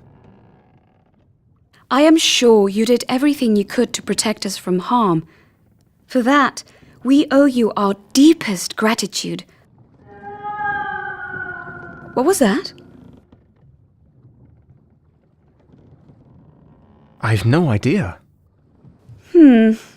Strange. When my uncle left for tea with the captain, I could swear I heard a howl of some sort. I figured it was the wind going through the piano, since the cover was partially open when I got here. You seem distressed. Would it calm you if I took a look between the furniture? No, please, stay here. I like your company. Quite a lot more than my Uncle Lewis's. Don't get me wrong, but being around him the entire day can be pretty frustrating. He's so imperious and self-indulgent. It drives me mad. I'm sorry, Devon. I just wish I could be self-indulgent too. At least sometimes. I understand. I'm sorry to hear your uncle is so restrictive. It's not really fair of me to blame it all on my uncle. We're all going through some rough patches right now. My family, that is. But I shan't bother you with my troubles.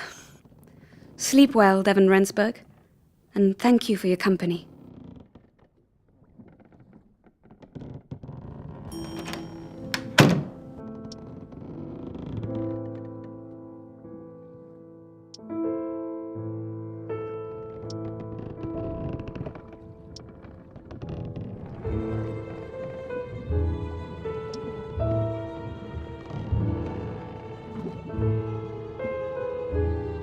And?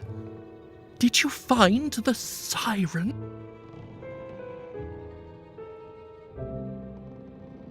Don't worry. It was only the air breezing through the senator's piano. Someone hadn't closed the lid properly. What? Really? Oh, I'm such a fool. Thank you, Devon. Thank you for checking that out. Oh, and, my...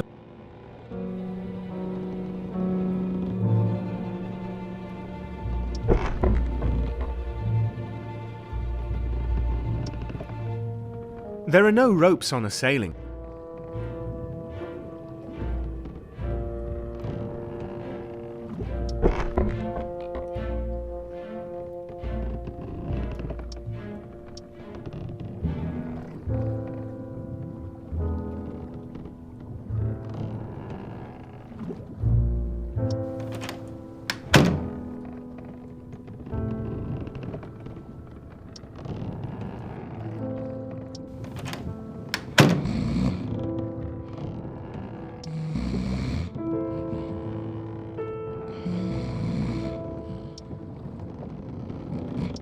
It was getting late, so I called it a night.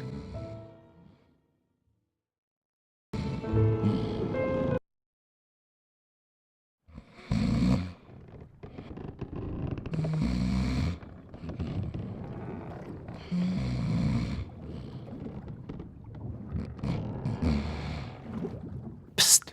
Devon! Devon, wake up! You are the only one I can trust with this! What? What do you need me for? It's the middle of the night. You need to come with me right now! I wouldn't wake you up if it wasn't... Ludlow, just tell me what's the matter.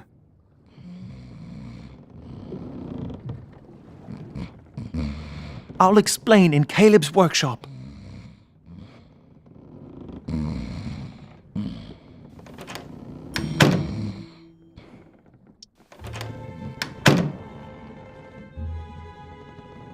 Listen to me, Devon. There is something in the galley. Something that's not supposed to be there. How do you know that for sure? And what were you doing in the galley anyway? Shouldn't you be on watch at this hour? I was turning the winch when I heard this faint wailing sound coming from the grate next to it. I had decided it was probably the wind when I suddenly heard it again while I was inspecting the bilge pump. But this time, I saw something walk across the 'tween deck too. Seriously? I thought you weren't impressed by those ghost stories. Devon, I went down there and saw something going into the galley. Sailors aren't supposed to go in there at night, myself included. I woke you up because, as a steward, you are allowed inside. You can go in without getting either of us in.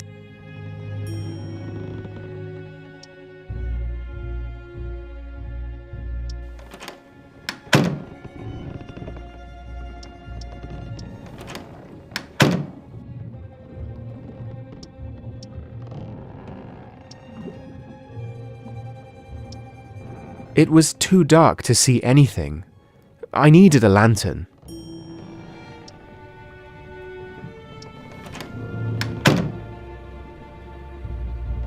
And? Did you find anything? It's too dark in there. I can't see anything. There's a spare lantern in the crew's quarters, but you might need to refill its oil supply.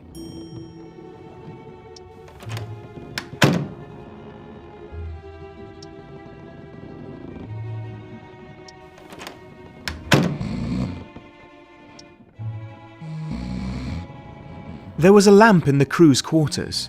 I just needed some oil to refill it.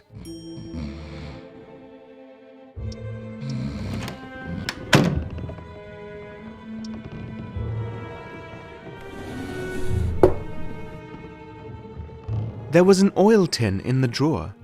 I used it to refill the lamp.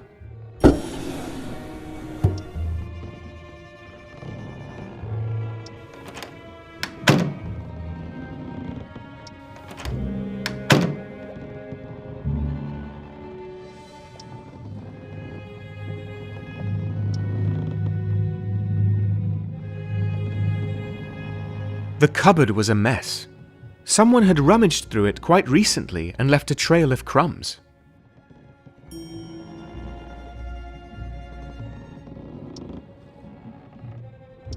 The crumbs led out of the galley onto the gun deck.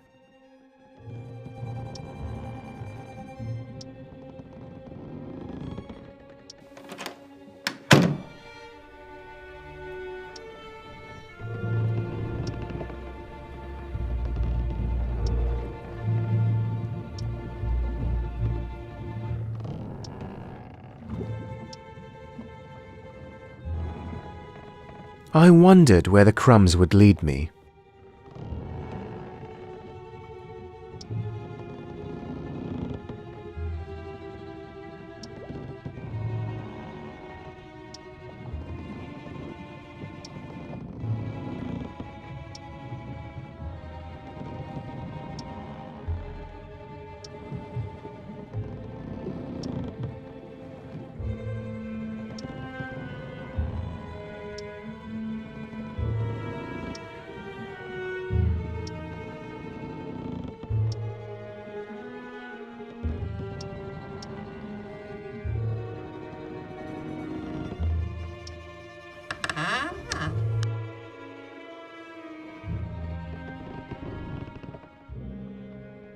It's a little girl.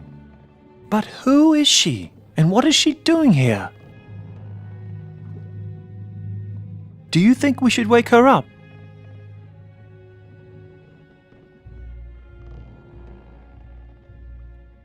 How should I know? I've never seen this girl in my life.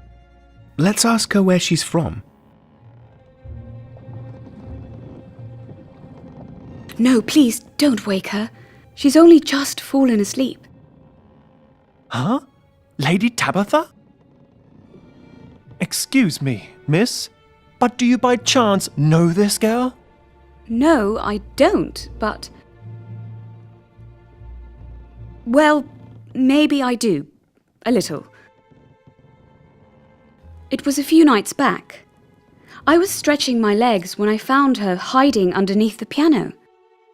She was sobbing and I tried to comfort her, but I couldn't really figure out how she got here. Why not? Because she doesn't say a word. She's been silent for as long as I've been with her. She likes music. That is all I know. Why haven't you warned anyone about her? We are lucky she didn't. In my experience, the Protectorate handles stowaways quite harshly. Corporal punishment has only recently been banned for petty crimes, but trespassing, that is still a capital offence. But they wouldn't beat a girl, would they? I've seen it happen with boys. Why are girls any different? Punishment or not, if my uncle found out there was a stowaway on board, it would disgrace the captain. I don't want to be responsible for that. But what should we do then? She can't stay here. Not in that box. Can't Officer Ludlow take the girl to his cabin for the night? That way, we buy ourselves some time to discuss a solution tomorrow morning. Good idea. She can enjoy a nice warm bed.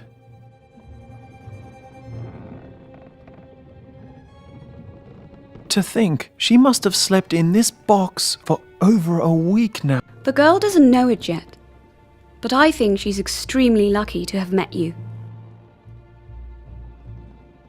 Good night, Officer Ludlow. See you at breakfast, Devon.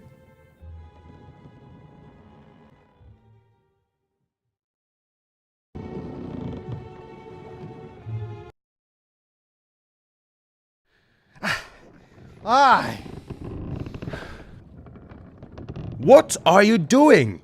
Just give me 5 minutes, Undra. I'll be right there. Danielle, you know it's your job to collect the eggs from the coops. I'm on my way already, just... How do you expect me to serve breakfast like this? By the time you are finished, it'll be time for luncheon. Scarumba! What? Stop bossing me around. Let someone else do it for once, okay?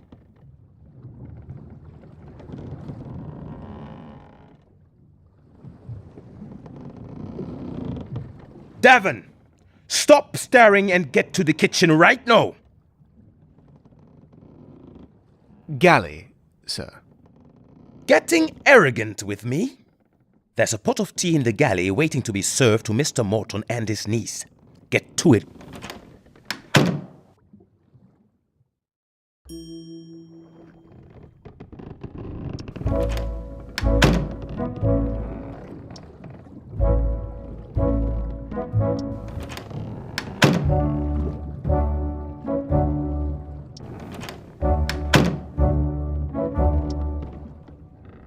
The dining tray contained tea for the passengers.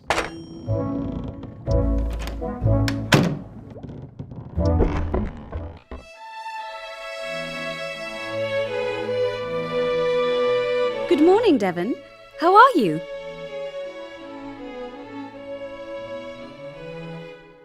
Good morning. Tut-tut. Good. You're a quick learner. Now pour me a cup. Uncle? Just something between Mr. Rensburg and I.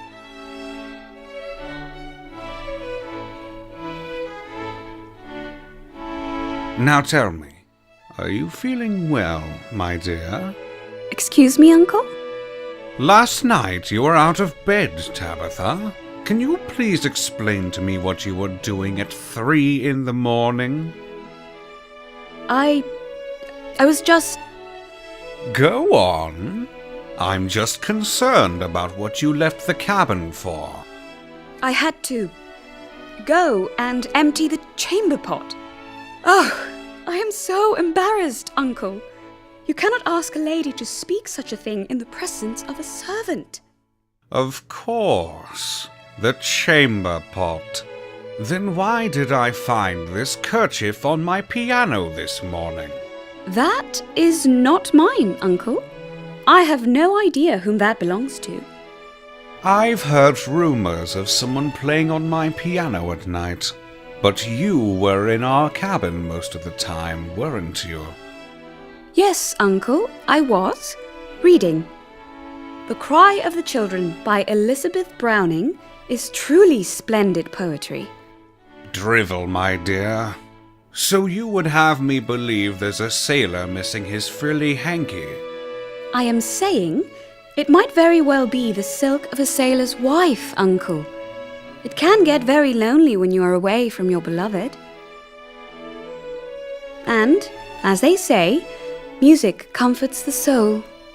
Very well. I shall give this to the captain tonight. Let him sort it out. Good.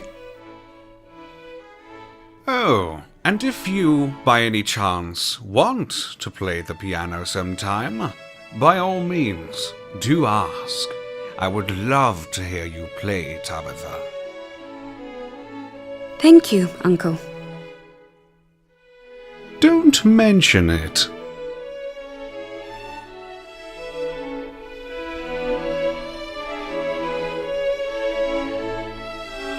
Uncle, my cup. It's chipped. It hurts my lips when I sip from it. Sip from the other side, my dear. My left hand is weak. I can't hold a cup like that.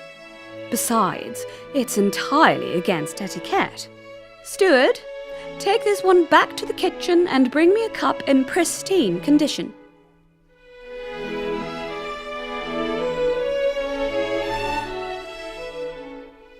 As you wish, Lady Tabitha. And don't keep us waiting like you did yesterday evening.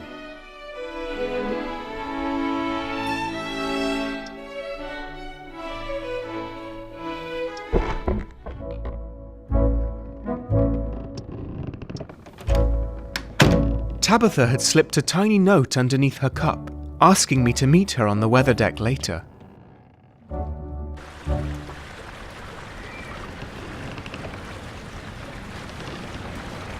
I see you got my message. Just pretend you are fanning me with that. Are you sure? It's freezing. I know. Just do as I say. It looks better that way.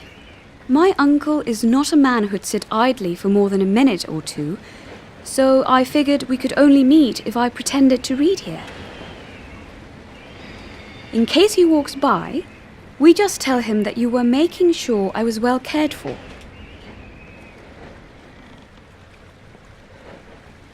You know that your uncle won't fall for such an excuse. He saw right through you this morning. All the more reason to keep it short. Remember that my uncle found a handkerchief? Well, it's not mine. I'm sure it belongs to the girl. I've seen her holding it a couple of times. You need to get it back. You and your uncle share a cabin, right? You could take it from him when he's asleep. Not possible, Devon. He even noticed me leaving the cabin last night. I need some sort of distraction if I want to do something like that. What do you want me to do then? Tell the captain. I am sure he is reasonable. It's the only way we can avoid conflict. Then we have no other choice. It is better for all of us if the captain knows about this. He will take... What is that?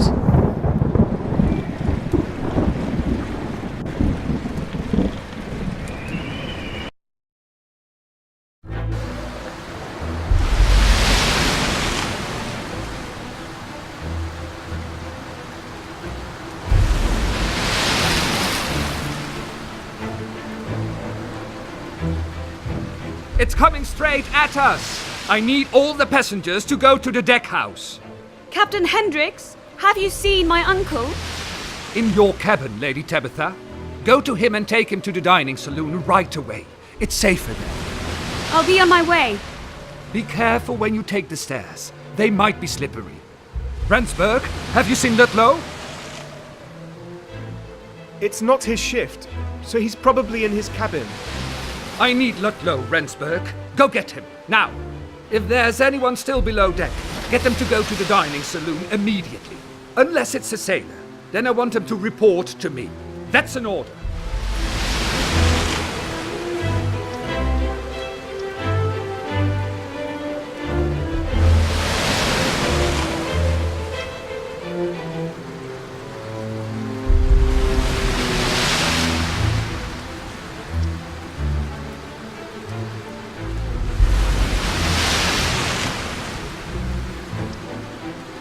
On the foremast,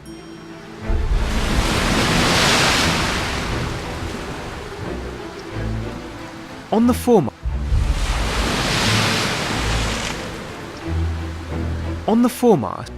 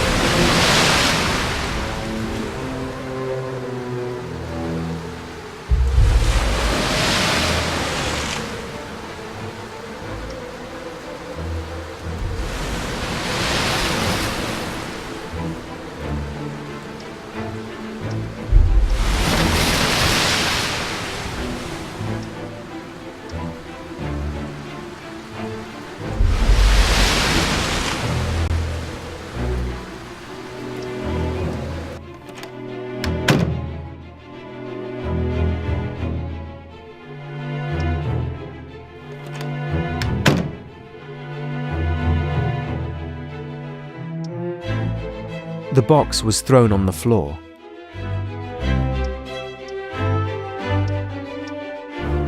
Ludlow's room was a bit of a mess.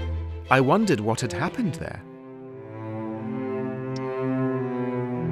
There was a necklace inside Ludlow's desk. It seemed to be a colonial design.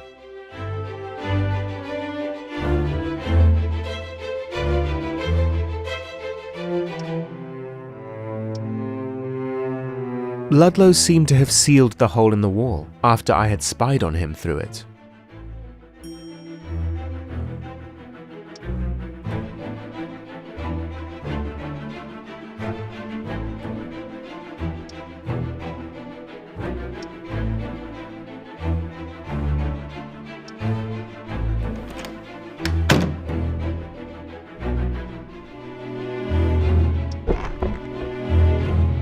Oh, thank God you're here, Mr. Rendsburg.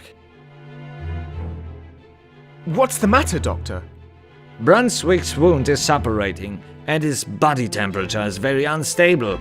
Someone has to hold him down, while I'll drain the pus. The officer's life is at stake!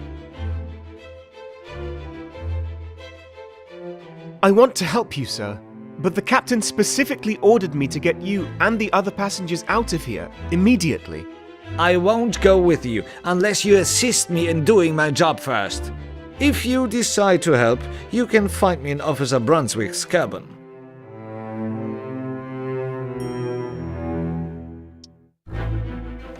I tied his legs together with my belt, but you have to press his shoulders and arms down so he can make sudden movements while I'll drain the pus. Are you ready, Mr. Rendsburg? Yes, Doctor. Let's get on with it. That's the spirit. Now listen to me, Rendsburg. After I drain the pus, I will have to cut away the dead tissue as well to properly clean the wound. Please hand me the tools I need when I ask for them. I'll put them on the stool next to you. Listen carefully, Devon, and it should be very easy. Whenever I ask you for one of my tools, you will have to hand it to me. And please, don't mess up by giving me the wrong one. I need to focus. Ready now? Here we go. First, I need the syringe to drain the pus from the wound. So hand me the syringe, Devon. I had to decide if this was the right tool.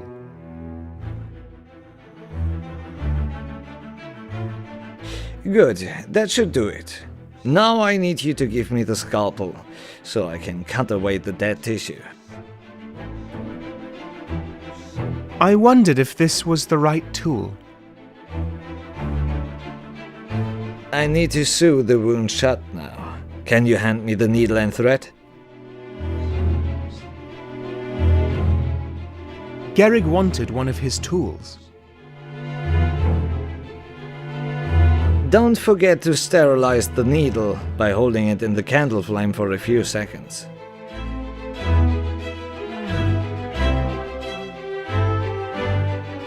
There was a candle on the stool.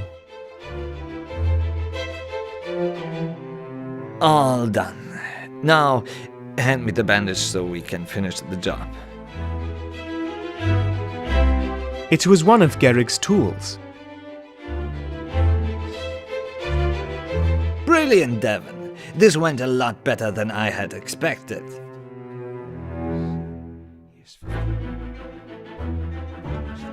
Well, Mr. Rensburg, it seems Ian didn't puncture any organs when he stabbed Brunswick. That's something to be grateful for. But you can never be sure. It might get infected again. I'm not sure if I can leave him unattended for long, and we honestly can't get him out of bed now. I can't force you to come with me, Doctor. It is your choice. Do whatever you feel is best. I think it's safe to leave him alone now. I'll go to the dining saloon. See you there, Rensburg.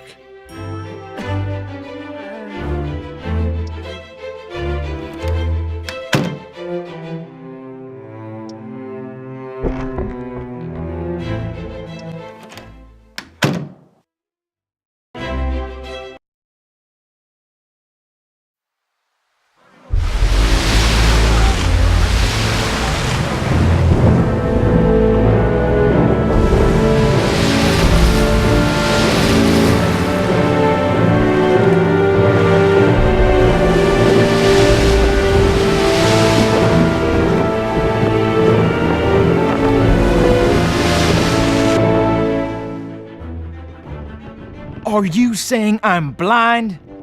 I know what you're up to, Ludlow. Of course you do, Haywood. I'm serious. When are you going to learn to keep to yourself? I was just... No excuses.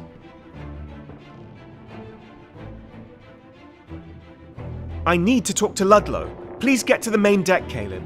The captain wants to see you. Ludlow has some explaining to do. So either he tells me what he was doing rifling through my drawers, or I won't leave. I just wanted to know if you had any nuts. Can you believe this man, Rensburg? It must be that time of the month again. Fine. I'm sorry. I was just looking for a wrench to... The wrenches are on the wall. You tell me I'm the one who's blind.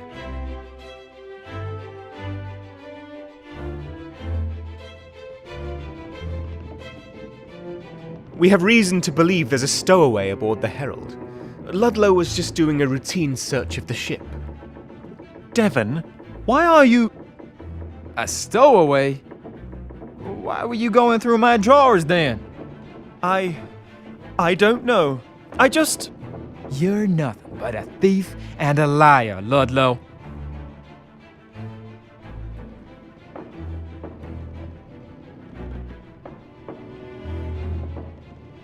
Come, Ludlow. It's no use staying here. Fine, leave. See if I care.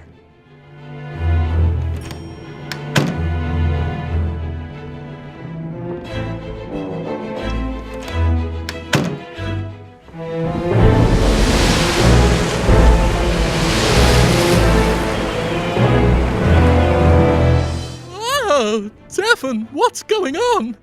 Everything's moving. Get to the dining saloon, Rob. You're safer there.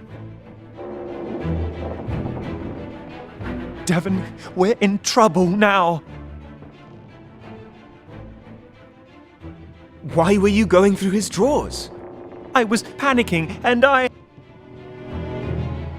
Ah! Ouch. Be careful, miss. You might hurt yourself. I'm fine. Just a scratch. But I can't find my uncle anywhere. He wasn't in our cabin. I lost the girl too. I don't know where she is. One moment she was standing right next to me, and the next... You what? She could seriously hurt herself, officer. What if she fell overboard? It's not like I lost the girl on purpose. I had a stomach ache this morning and was distracted when she suddenly ran for it.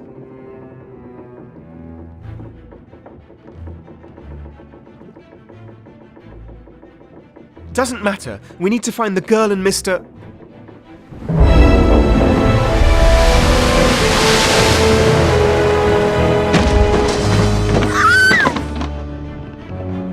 That came from below. Let's take the stairs.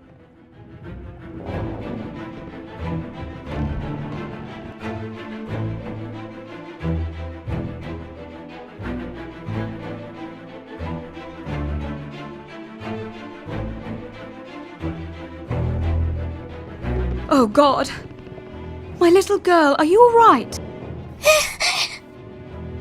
Please don't cry. I'll get you out of here. He went through that door, Ludlow. He's got a key to the cargo hold. Who are you talking about, Ian? The Senator, Lewis Morton. What is going on in here?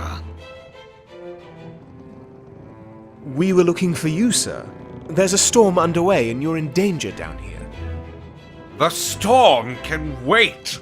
Who is this girl and what is she doing aboard this ship? She's just lost, sir. She's all alone and I won't let her come to harm. Elisa!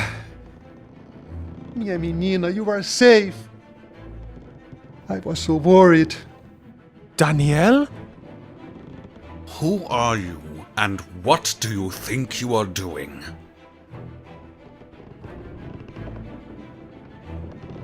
Let's go to the captain.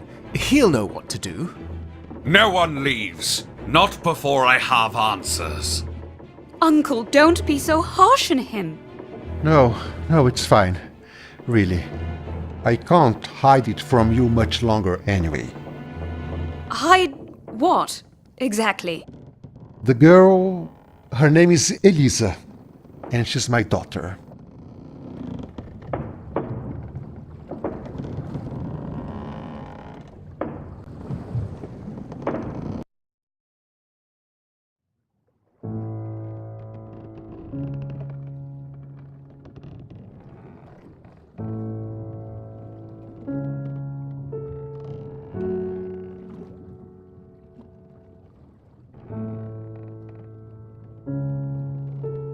You disappoint me, Mr. Barris.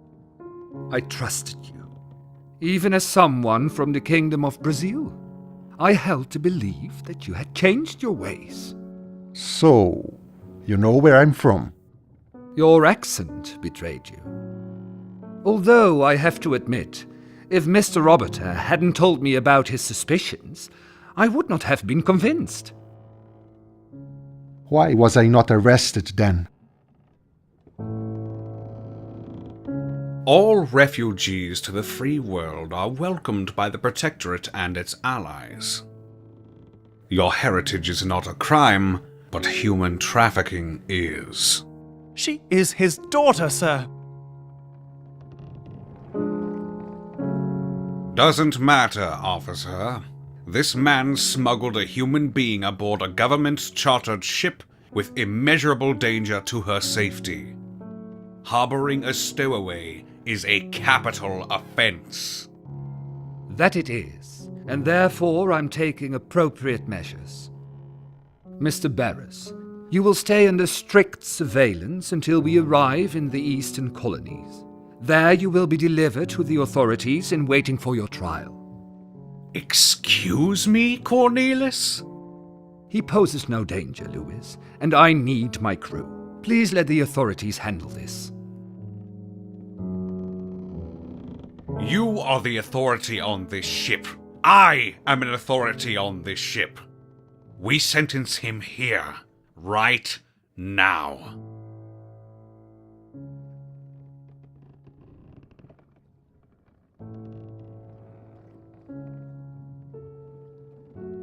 That cannot be legal, sir. It is entirely legal for us to carry out a punishment that is permitted by law. And who verifies what is lawful? On the Herald, that would be me. Please, Senator. Danielle and his daughter have suffered enough. Be quiet, Mr. Rensburg. The crime in question mandates a flogging by whip. You can't do this! The whip's been banned in the capital, sir. The ship doesn't even carry a whip anymore. We are not in the capital anymore, officer. And may I remind you that our captain is a collector of exotic weaponry?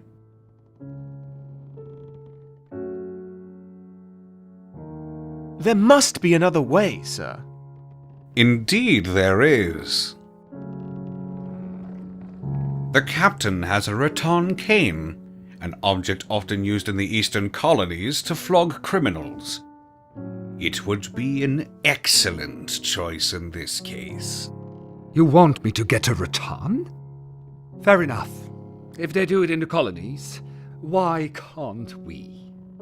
Because we are better than that, Captain. That's why.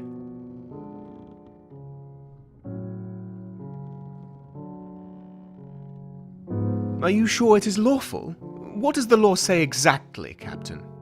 The law states that corporal punishment is allowed. It is within my power to administer 12 strokes to Mr. Barris's back.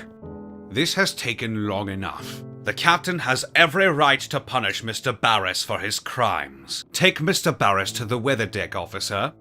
Senator, please. I beg you to listen to me. Danielle merely protected his daughter, sir. What would you do?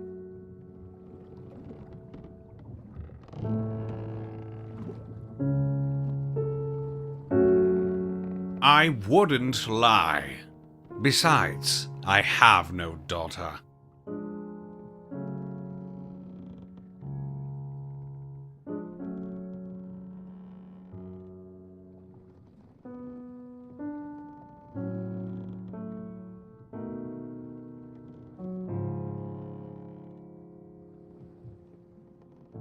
What if you were Danielle Barros, sir? On the run from a barbaric people that created a barbaric nation that will kill your children just because they are not pure-blooded in their eyes. Wouldn't you break the law to get as far away from that as possible? Why do you repeat those protectorate lies, Devon? We are people, flawed people, just like you are. Mr. Rensburg is right, Mr. Barris. Your people are indeed barbaric, as are you. Have you no heart? Take Mr. Barris to the weather deck. We shan't draw this out any longer. I'm sorry, Ludlow. I'm duty-bound to take action this time. It's okay, Ludlow. I understand that it's not your call. Just make sure Eliza has her little handkerchief, will you? It was her mother's. Oh, the kerchief was hers. Such a pity that I dropped it in the ocean this morning.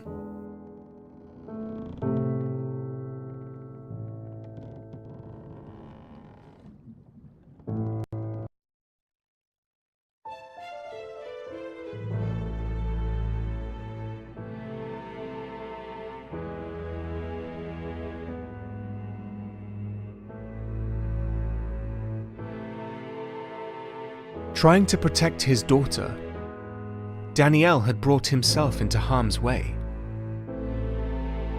A bruised and broken man, he was locked up in the brig with Ian. Although the mystery of the girl was now solved, another question quickly arose. For what had Senator Morton been doing in the cargo hold during the storm?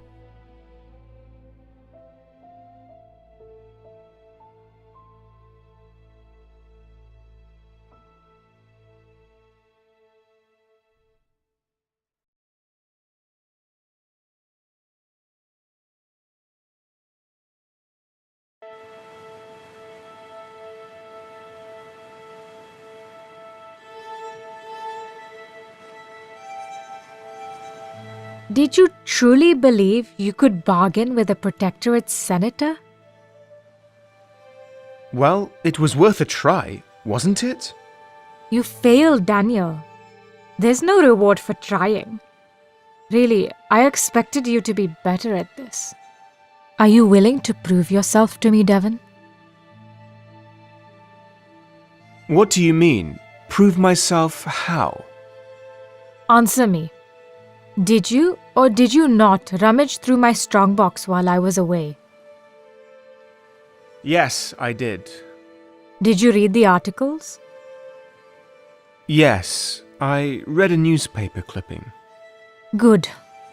Then you also know what they did to my husband, to my family.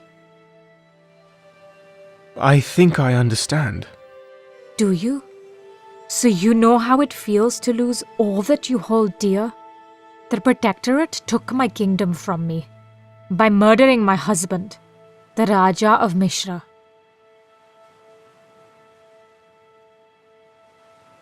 I don't really get it yet. Why and how? The protectorate made it all look like an accident. But I knew it was murder from the moment I was informed of my husband's death. For I have only daughters.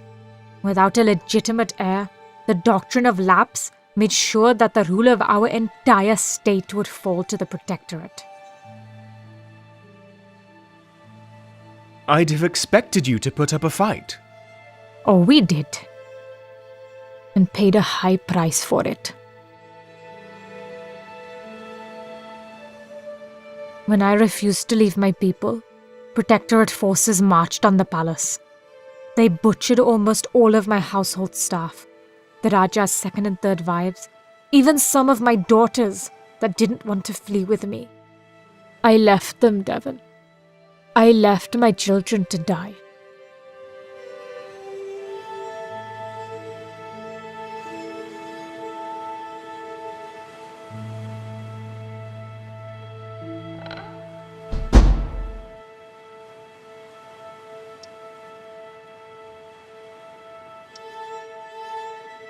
Not the best bed I have ever slept in.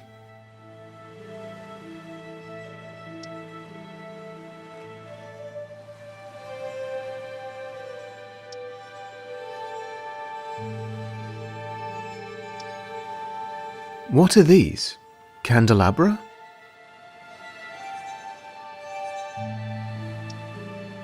They're silk. So soft.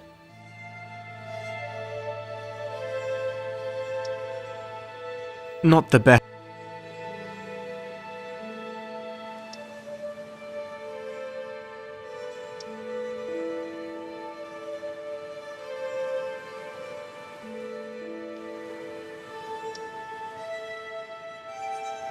The sea seems endless.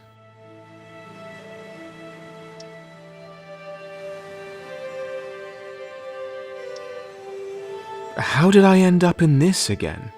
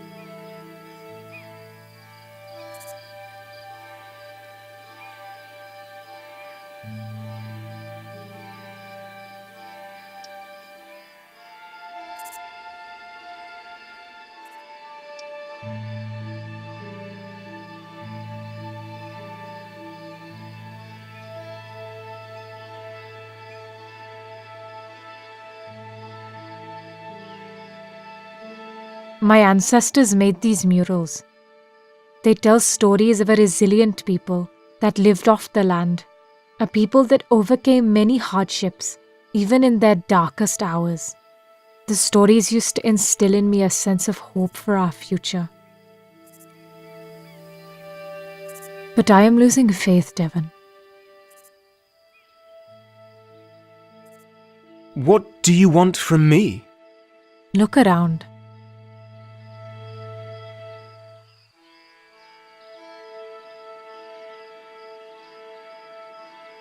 We are surrounded by the corpse of a culture that once flourished in this region. Your mother was once part of that culture, a culture which carried a long and proud tradition that is no more. It is the Protectorate that made it so. The Lord Protector stole our colors, bagged them, and shipped them off afar.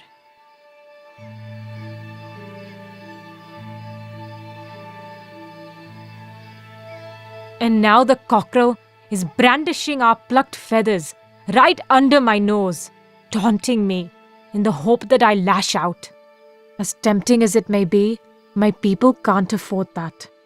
I don't want to legitimize him wiping us from history. I don't want to grant him that pleasure. I'm losing hope, Devon, and what last opportunity I have left now rests in the hands of a few in whom I've placed my trust. I'd like you to meet one of them. In fact, you have met before. This is my daughter, Ashna. Hello, Devon.